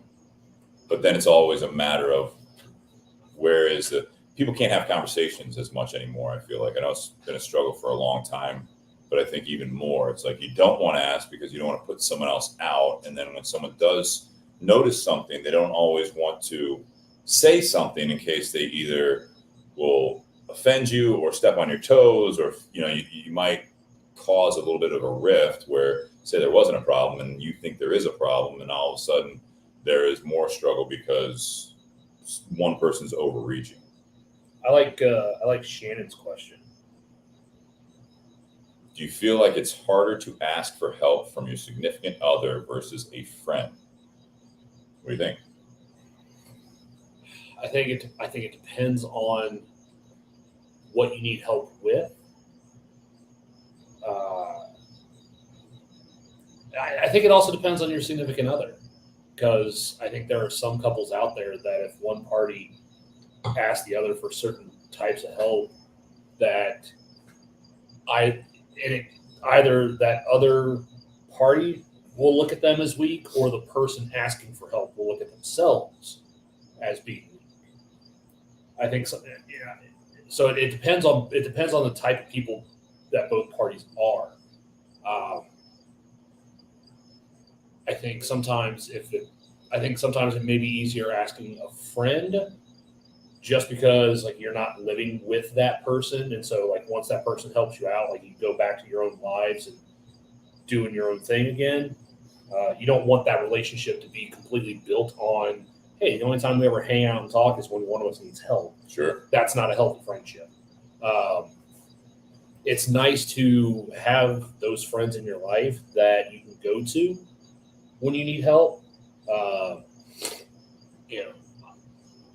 Your friends are probably some of the people that you go to for help if you're having a relationship issue. Mm-hmm. because you may want to talk to some of your friends to get their perspective on things before you approach your significant other. Just that way, you may have more information going into it. You have a different perspective because that person, that friend's not in the same relationship you are. So they're able to provide a different viewpoint of things because they don't necessarily have a vested interest in that relationship. So they're able to provide advice or suggestions from a different perspective that then you can go into that topic with that advice. That way you now have more tools in your belt about how you can work through the issue, whatever it is. Sure. I'll say this. I think there's a lot of different aspects of that question. Do you feel like it's harder to ask for help from your significant other versus a friend? First and foremost, for most things, I think that there is not a versus thing. If your significant other, and I'm not just saying this because Kristen's listening, but if your significant other is not your friend, that's a problem. I'm not like, if it's not your best friend, and you can always have best friends, but I think there are some people you reach out to for certain things, or like to your point, perspective or advice or whatever it might be, especially if it's something with your significant other. But if you can't, again, going back to that whole people struggle to communicate and have conversations, if you are talking to everyone else about something other than your significant other, especially if it's about your significant other, then that is a problem. I think you need to put those in the same boat. Now, if I needed help moving a baby grand piano, I probably wouldn't ask Kristen first. I don't think she's going to be upset about that.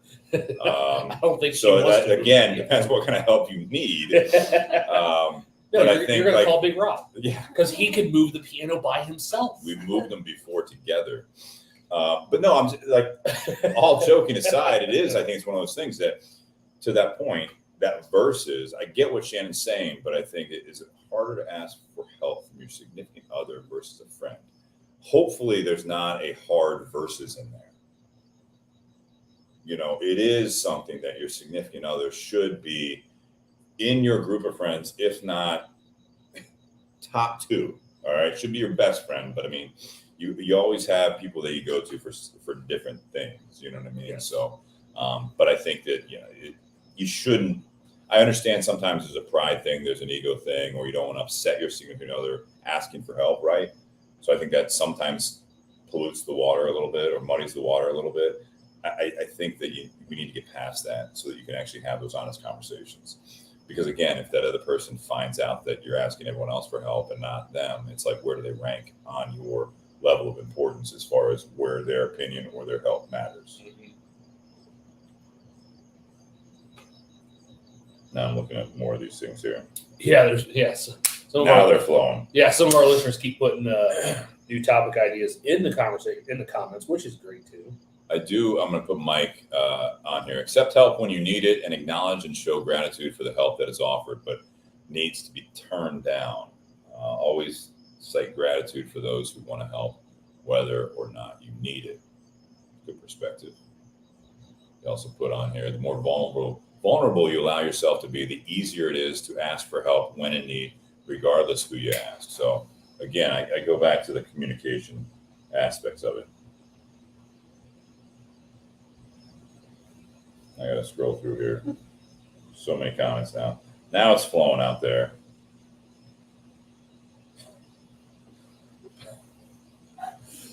Becca, you're welcome for the hugs and advice. Or I'm sorry, I saw the comment here. Best hugs when you're sad or need help. Well, you're welcome, Becca. Happy for that. Happy to be there for you. What about what? I'm not going to highlight every comment on here. Talking about back. Kristen has great arms. Your biceps, what Steve noticed first. Yeah, right. Yep. Let's go. May have told you that. That's not what he knows. Let's go to Nate's comment here. Got to put it on the screen here. It takes a couple steps here. Yeah, producer in here.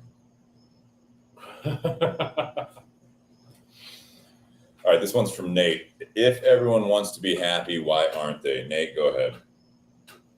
No, it was just something that I saw on social media within the last week, and I jotted it down in one of my notes, and I was like, you know what, this could be an interesting one to discuss, because you talk to anybody, like everyone wants to be happy. Like I want to do this, I want to be like this. Everyone has all these positive ambitions or desires, but yet so many people aren't there. And it could be external factors, internal factors, but I think there are a lot of things. Like I think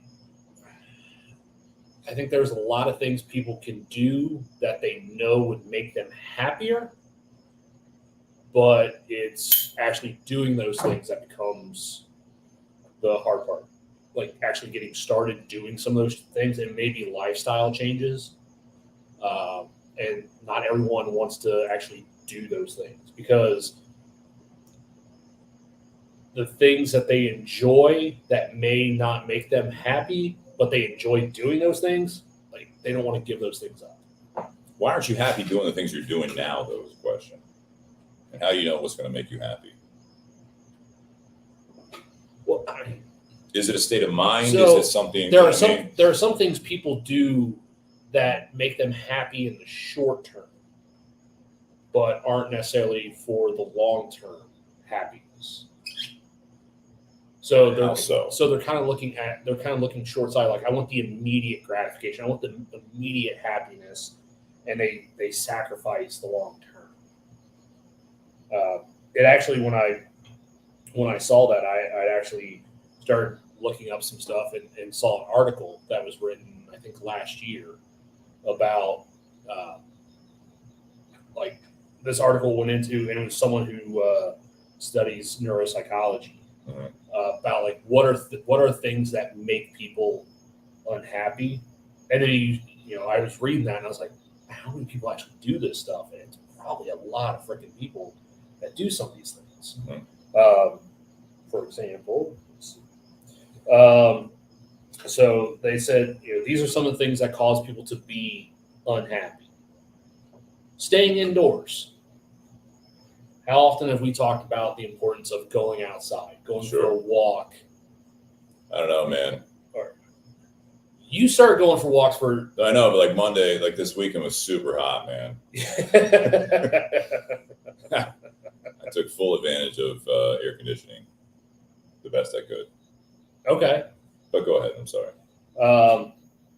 Another one was isolating yourself, which I took as it's not the same as being alone. This makes you unhappy? These are the things that in this article the author says makes people unhappy. Interesting. So it's one thing to be alone. Like, for example, my mother, her husband died, and a year later she moved to South Carolina. Right. And she's 6 hours away from the closest family. Okay. But she didn't necessarily isolate herself. It was kind of a situation like there's too many sad things around her. Had she stayed here, that was kind of a way for her to be by herself and live on her own, and kind of rediscover, even at her age, like what are some things that she wants to do, or some other things that can make her happy. I think there are some people that make a choice to isolate themselves and not be social, not be with other people.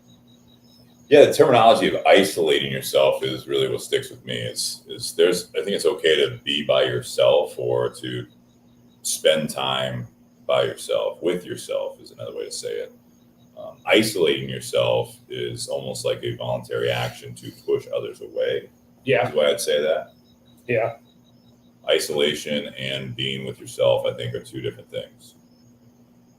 And to answer Ray's one thing about what is happy, Yeah, I was waiting for you. I didn't want to. I'll quote something my stepdad used to say all the time. It's one of his quotable quotes, as he called them. Happiness depends on happenings. If your happenings aren't happening the way you want them to happen, you won't be happy. It's a lot. So tongue twister. There's a difference between happiness and joy. I think some people,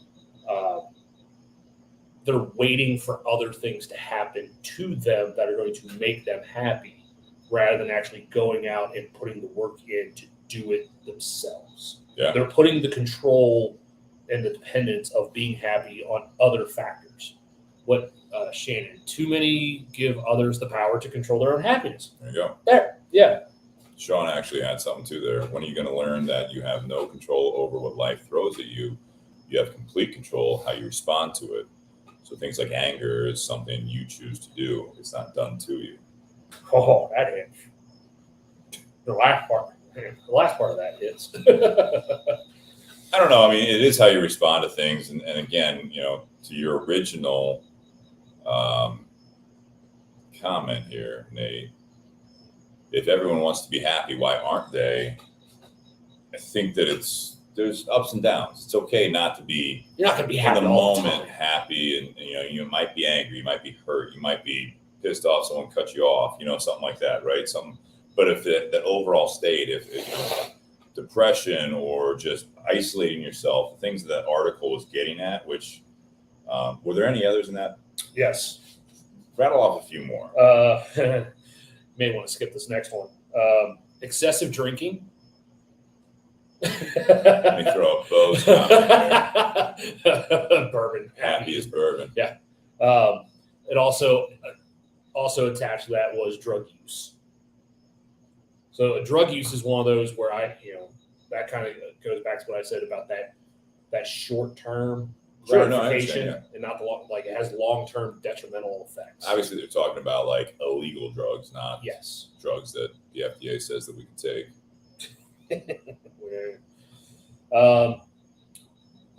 Next one was not enough sleep or not regular sleep. Yeah. So basically, just overall health is what this person's doing. Well, and then there gets the last one, which is actually a couple parts. Chronic inactivity, lack of exercise, and poor diet. The sad thing is this person probably got money towards their PhD writing this article, and this could have been written by a kindergartner, is what I think of this. Or you. I have a bachelor's degree, thank you. These are obvious ones to a point, but again, if certain things make you happy, it's like you can do them in the short term. But if you're not getting enough sleep, you're not getting exercise, you're not taking care of yourself, you're basically depleting your body, right? Some of the things that we do that you think about, if you had an animal that you were going to torture and kill, you would not let them sleep. You would put substances in their body that is literally poison to excess, and you would isolate them, basically put them in a prison. You would do everything that this article is saying, and basically you're killing yourself. So everything we did to the excess. So everything we did for the first 2-3 years of COVID. I'm not bringing up COVID. I'm saying that is this is very elementary, and not to say that you're bringing up good points, but I think this is something that it's like, if you wanted to torture someone or torture an animal, you would do all the things this article is saying, which is very, very basic. You would strip them of outside stimulus, right? And the only things you would give them are things that are bad for them.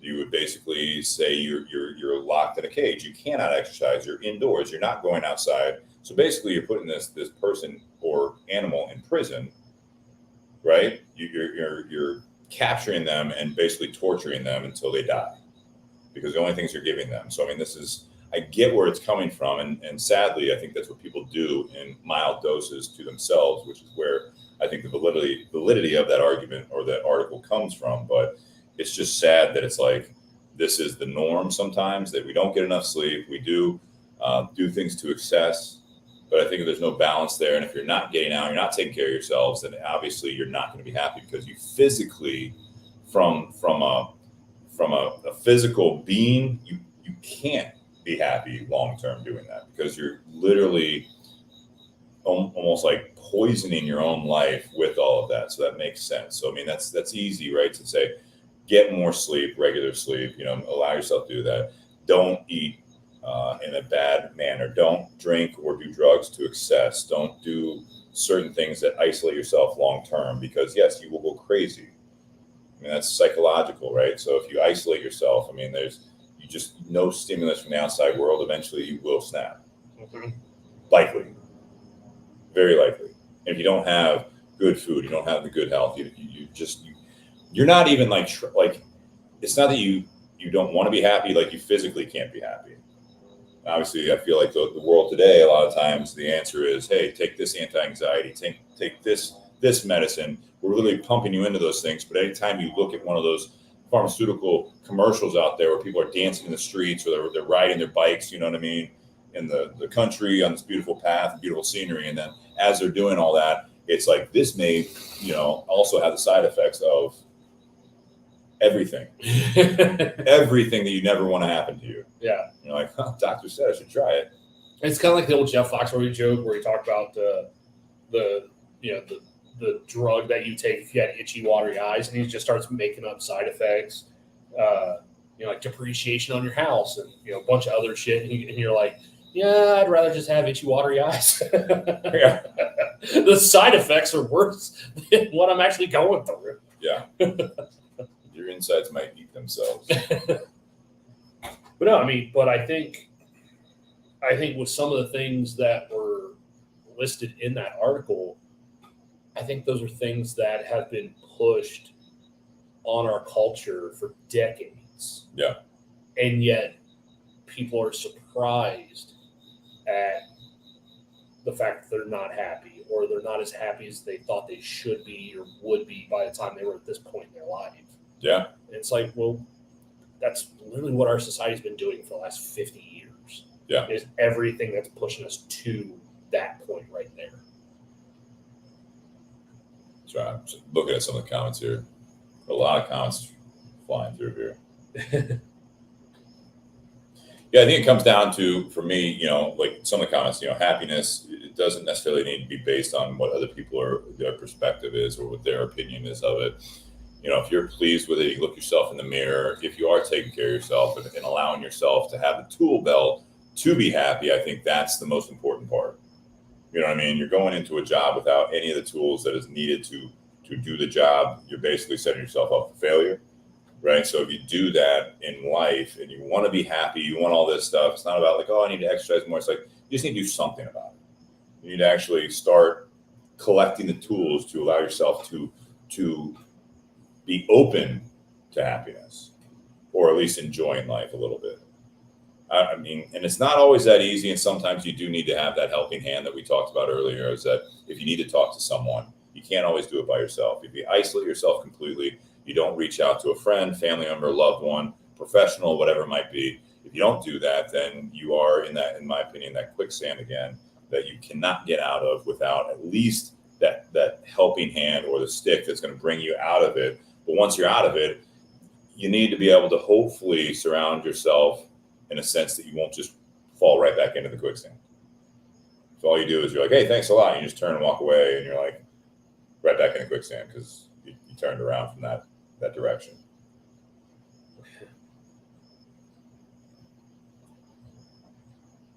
Do you see any others on here? I'm trying to talk and look at these things. Well, I'm making a comment to Sean Anderson, because we've had this discussion with Sean before. Sean's kind of one of those, I want to, do what I want, makes me happy, live to the fullest right now, not necessarily some of the stuff you talk about, Steve, about taking care of yourself to perhaps prolong your days, more about, what you're getting in the days. Right. And so I'm sitting there thinking, since I'm going to say this, there's no need for me to put it in the comment section. But I was going to say, so should we all go out like Nicolas Cage and Leaving Las Vegas, where he just sits there and just buys a bunch of booze and drinks himself to death? Like, he had a good time. Elizabeth Shue was hot, but that would be, zombie apocalypse. He was miserable at the fucking end. Zombie apocalypse, I might do that. Well, you know what I mean? Like, at some point. You're not trying to outlive everybody else. I think that's it's what all you do. I didn't watch Walking Dead, but if all you're doing for like decades is like fighting off zombies and like basically like running away from it, trying to survive, at some point when you just like make some cocktails and just say this was a good run. Oh, wow, going out like Jonestown. Not Kool-Aid. Cocktail. Probably like a nicer cocktail than that. Well, I think to that, I guess it would depend on, okay, zombie apocalypse. I guess it would depend on if you had something or someone to live for. Like, if you're in a good relationship with your significant other, like the two of you want to sit there and like, hey, we're in a relationship with zombie apocalypse right now. Yeah, we're gonna make this last. We're gonna try and survive as long as we can because we love each other. Like, we're gonna try and get through this. If all of a sudden something tragic happens to one of the parties, then the other person might be like, well, there went my reason for living. Fuck it. Bring on the Kool-Aid. I'm not saying join a cult. No.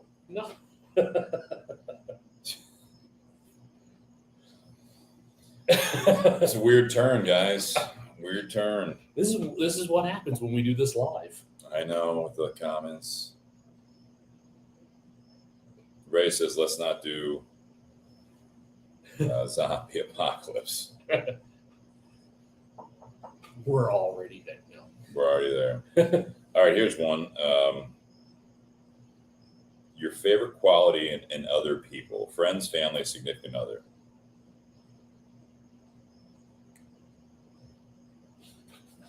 Favorite quality in other people. Ooh. No. Go ahead. No, that's kind of one of those where it's like, gosh, I wish that was in the comments earlier so I had time to think about it. Because I don't know.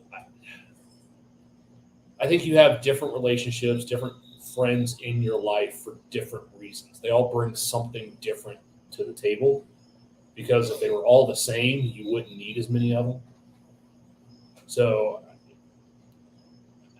the different people in your life all have different experiences, different backgrounds, different viewpoints, and you kind of need them all to get the most out of what you can, to have the most tools in your tool belt, as we've said.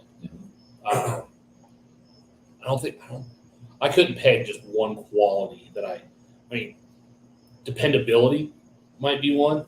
We have some here. Bobby Hirschman logging on here. Hopefully loyalty. Okay, yeah, loyalty. Ray says humility is everyone's best quality.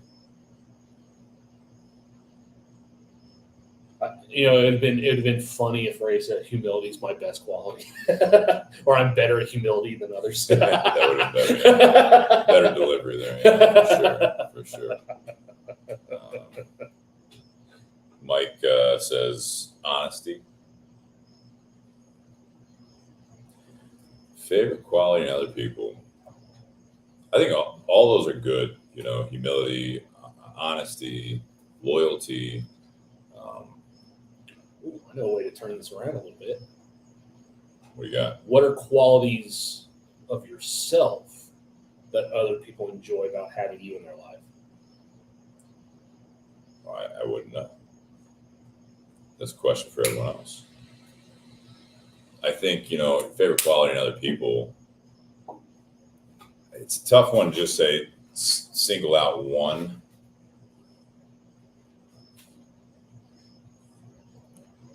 The not willingness, what's the word for it here? I'd say it's the genuine want to enjoy life would be mine. Because if you surround yourself with other people that are genuinely trying to enjoy life, that sets you up to, I think, be surrounded with a lot of love, all these things, loyalty, honesty, just being, you're genuinely trying to get the most out of life and enjoy it is a quality that I truly value in people that I surround myself with, because that, again, not everyone has 100% good times, 100% every day is the best day, but just as a core, you're striving to enjoy life. That should hopefully bleed over to the people that are in your life. And I think that is something that impacts people, whether they they realize it or not. So I'd say that's probably my favorite quality, is that someone that is really striving to, not necessarily like, again, get the most out of life by doing all those things we were talking about, like skydiving and doing like not that type of stuff, but just generally wanting to enjoy every day that you can, whether it be by themselves or in their career, in their relationships. But it's people that aren't stuck with the hand in their face on the problem, right? Mm-hmm. They don't just focus on the problems. They're trying to really enjoy the best they can, good times and bad. They want to, knowing that you have a finite time on the earth with other people, you want to enjoy it. That'd be mine. Generosity's on there from Sean.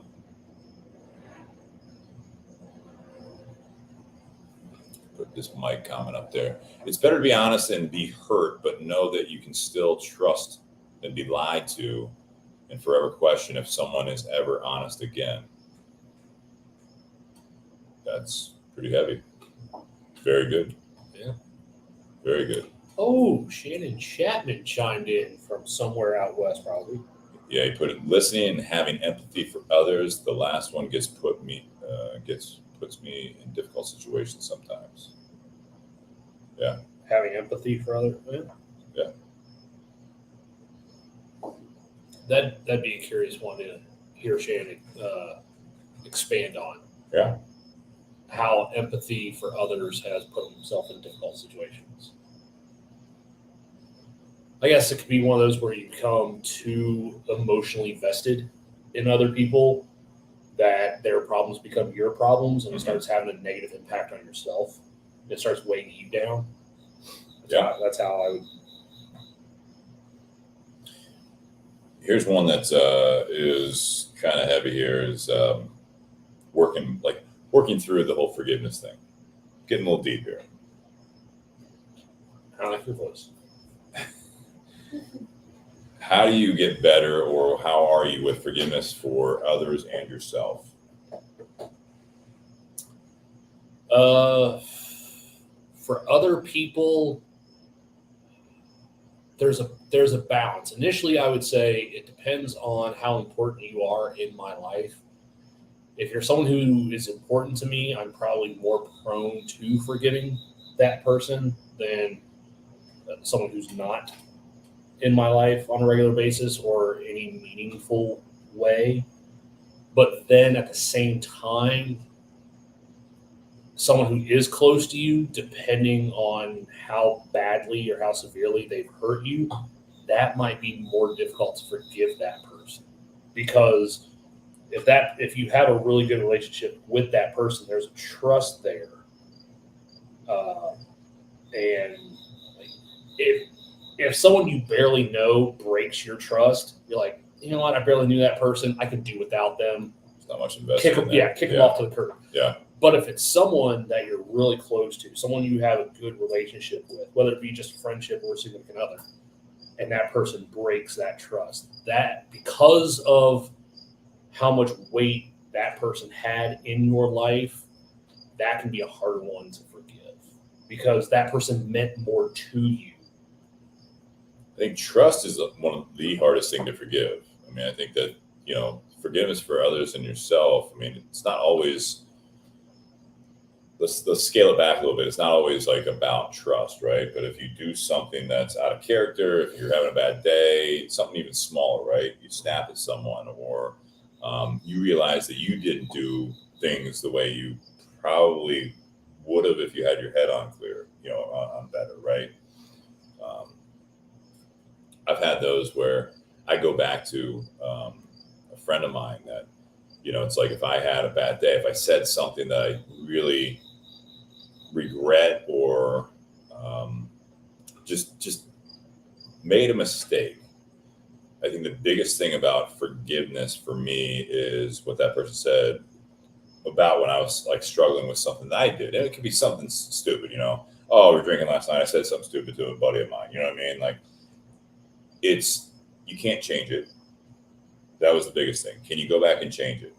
No, you can't. that I think is always the first step for me on forgiveness for myself and others, is that I can't change what happened, whether I did something wrong or someone did me wrong. It's a matter of, is it fixable? Is it something you can move forward from? And you realize that again, it's a very linear timeline that we're living. So if all you're doing is looking back and not saying cheating or lying or any of those major things that would really be destructive to a relationship or to a job or whatever. But if it's something that you did and you messed up, whatever it might be, is that you have to, I feel as though what I do is I try to realize that it's a linear timeline and I can't change necessarily what I did. It's a matter of basically trying to assess the best I can, like what did I do, what would I do differently, and how will I react going forward. And I think that's where, for me, is forgiveness. From the other side of it is, if I'm going to forgive someone, hopefully we can address whatever might be in a similar fashion. Because sometimes when someone messes up, whether it be small or big, it's sometimes you don't look at it necessarily on that linear timeline. People look at it as all they're looking at is the past. And they won't allow that to, like, that's basically bleeding into any future experiences that you have. You know what I mean? It's just that you can't get past the past. That's an issue. There's no forgiveness there because you can't forgive. You can't get past what happened. And if you can't do that, especially on something small, that I think that's an issue. You need to work on your own issues, whether it be about something you did or someone else did. If it's something gigantic or it's unforgivable by your standards, then you would have to, at that point, realize that I'm not getting over it, and time's not going to fix it as far as I can see. So it doesn't matter what you do. I am stuck on that moment in time. It's a tough one to do. I remember years and years ago, someone made the analogy of trying to run a race while looking over your shoulder the whole time. Yeah. Like if you had to run the 100 meters twice, once you're looking straight ahead to the finish line, and then the other time you're looking over your shoulder behind you the whole time, which one are you going to be faster at? Which one are you going to run more in a straight line as well? Yeah. The one where you're focused on the stuff in front of you and not the stuff behind you. That's a good way to look at it. In terms of forgiving yourself, my wife called me out in text. As she does, but she won't comment. Well, because she said, and I didn't know if it was general or actually pointed towards me. And I asked, I was like, are you talking about me or in general? She goes, you. Oh, here we go. She goes, you don't forgive yourself readily. I was like, okay. Yeah, you're right. I don't. Why not? Part of it's guilt. Could also be shame. Like if you did, like, you know, I've talked about it before of, you know, when I decided to follow a passion and pursue a career that I wanted, and how when that didn't work out, how it set us back for years. Mm-hmm. Like I still have a little easier now, but I've still, you know, there have been times since then where I had opportunities to do the same thing, and I was too scared to take the opportunity because I failed once before. Mm-hmm. Now, she'll sit there and tell me that I didn't fail, that it was other people that didn't work out. Yeah, didn't work out. But I look at it as a failure on my part, and I know the impact that had on our relationship, on her, and I don't ever want to do that again. I don't ever want to put her through that. I don't want to put myself through that, because the months immediately following that event, I was a fucking wreck. Yeah. I was miserable to be around. I was miserable to live with. Because all I kept looking at was how much of a failure I was. Yeah, it's tough to get over that trauma, whatever it might be. You know? I think that's natural. Yeah. I think that's kind of what this is about. Forgiveness for yourself and others it's not, like, sometimes it is possibly even out of your control like that. You know what I mean? But you felt like you let yourself and the most important people in your life, you let them down, right? Mm. Again, going back to that, I know I'm kind of being a broken record here, but once you get in that quicksand of basically guilt, which we haven't talked about at all, but guilt, I think that's something that it's very, very difficult to get past that. I don't know about anyone else, but I think that frame of mind that I don't always think about, but it has benefited me in the past, is realizing that linear timeline. You're only moving forward. So if you can't get like to that next step, I mean, literally, if you're looking at a timeline of your life, it's how big is that period, right? Where that happened with you with that career, Nate? Mm-hmm. Like if that happened here, how long is that period? If someone's looking at like a timeline of your life, or you literally drew it out, you want that to be as short as possible, especially on the bad ones. Yes. If at all possible. The longer you let that expand and basically take up more of your time on, in your life, that the more it's going to hurt you. Hopefully when you look back at it, yes, it still is like not a great time in your life, but you look at the rest of it as you draw that line further down on the paper, and you're like, well, look where I'm at now. Like these are the highlights now. I mean, you can even do a graph, you know what I mean? How far, how long do you let yourself go below that even keel, you know what I mean? And you want to get back above that. It's like that's very literal, but I mean, it's one of those exercises you can do, if possible, is look like, where am I at on that graph right now? And do I want to get back up there? How do I do that? I mean, it does take a lot of effort, I feel like, to do that.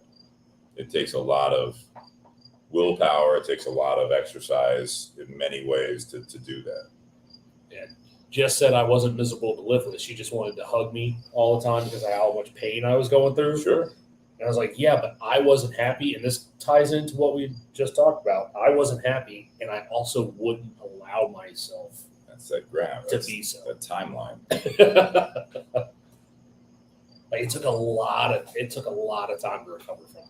Yeah, Mike Dieter says failure isn't a person; it's an event. We learn from the events we fail at. We all have the ability to learn, grow, and become better, and I think that's a big thing. That goes back to that whole favorite quality. Also, is that it's the willingness to grow. Someone that's just stuck, stagnant. That's get that pond scum building on the surface. It's a tough place to be. Yeah. What else do we have? Anything? Were there any other things on the post? No, there's nothing else on the post. I feel like we had good conversation. Well, do closing remarks. Look forward to next week with Charlie and Travis in the garage. Yeah. Do we know if they're bringing anything to drink? Probably not yet. Figure it out. We'll figure it out. Figure it out. Try to get it out there. Pour one more, light up another. We'll Figure it out together. There you go. Should be a t-shirt. Nate, closing remarks. It is a t-shirt. Oh. Cool. Buyjack.com/bourbonbs. Help us figure it out together. We had a lot of comments today. A lot of good conversation.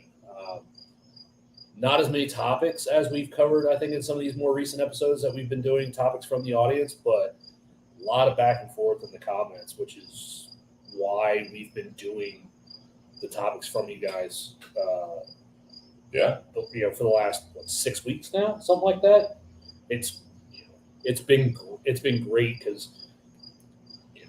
we don't know what we're getting into. It's all off the cuff. it's all heat of the moment. So that's been great. It's great to have the audience participation,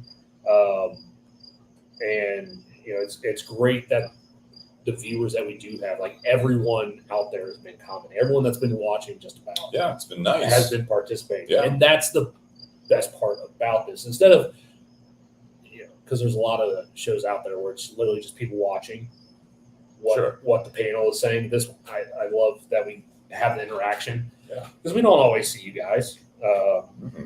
We don't. Not everyone knows one another, but everyone gets to talk shit to each other and figure out everyone else's problems. But definitely some heavier ones than some of the lighthearted ones we've done in some of the recent weeks. Mm-hmm.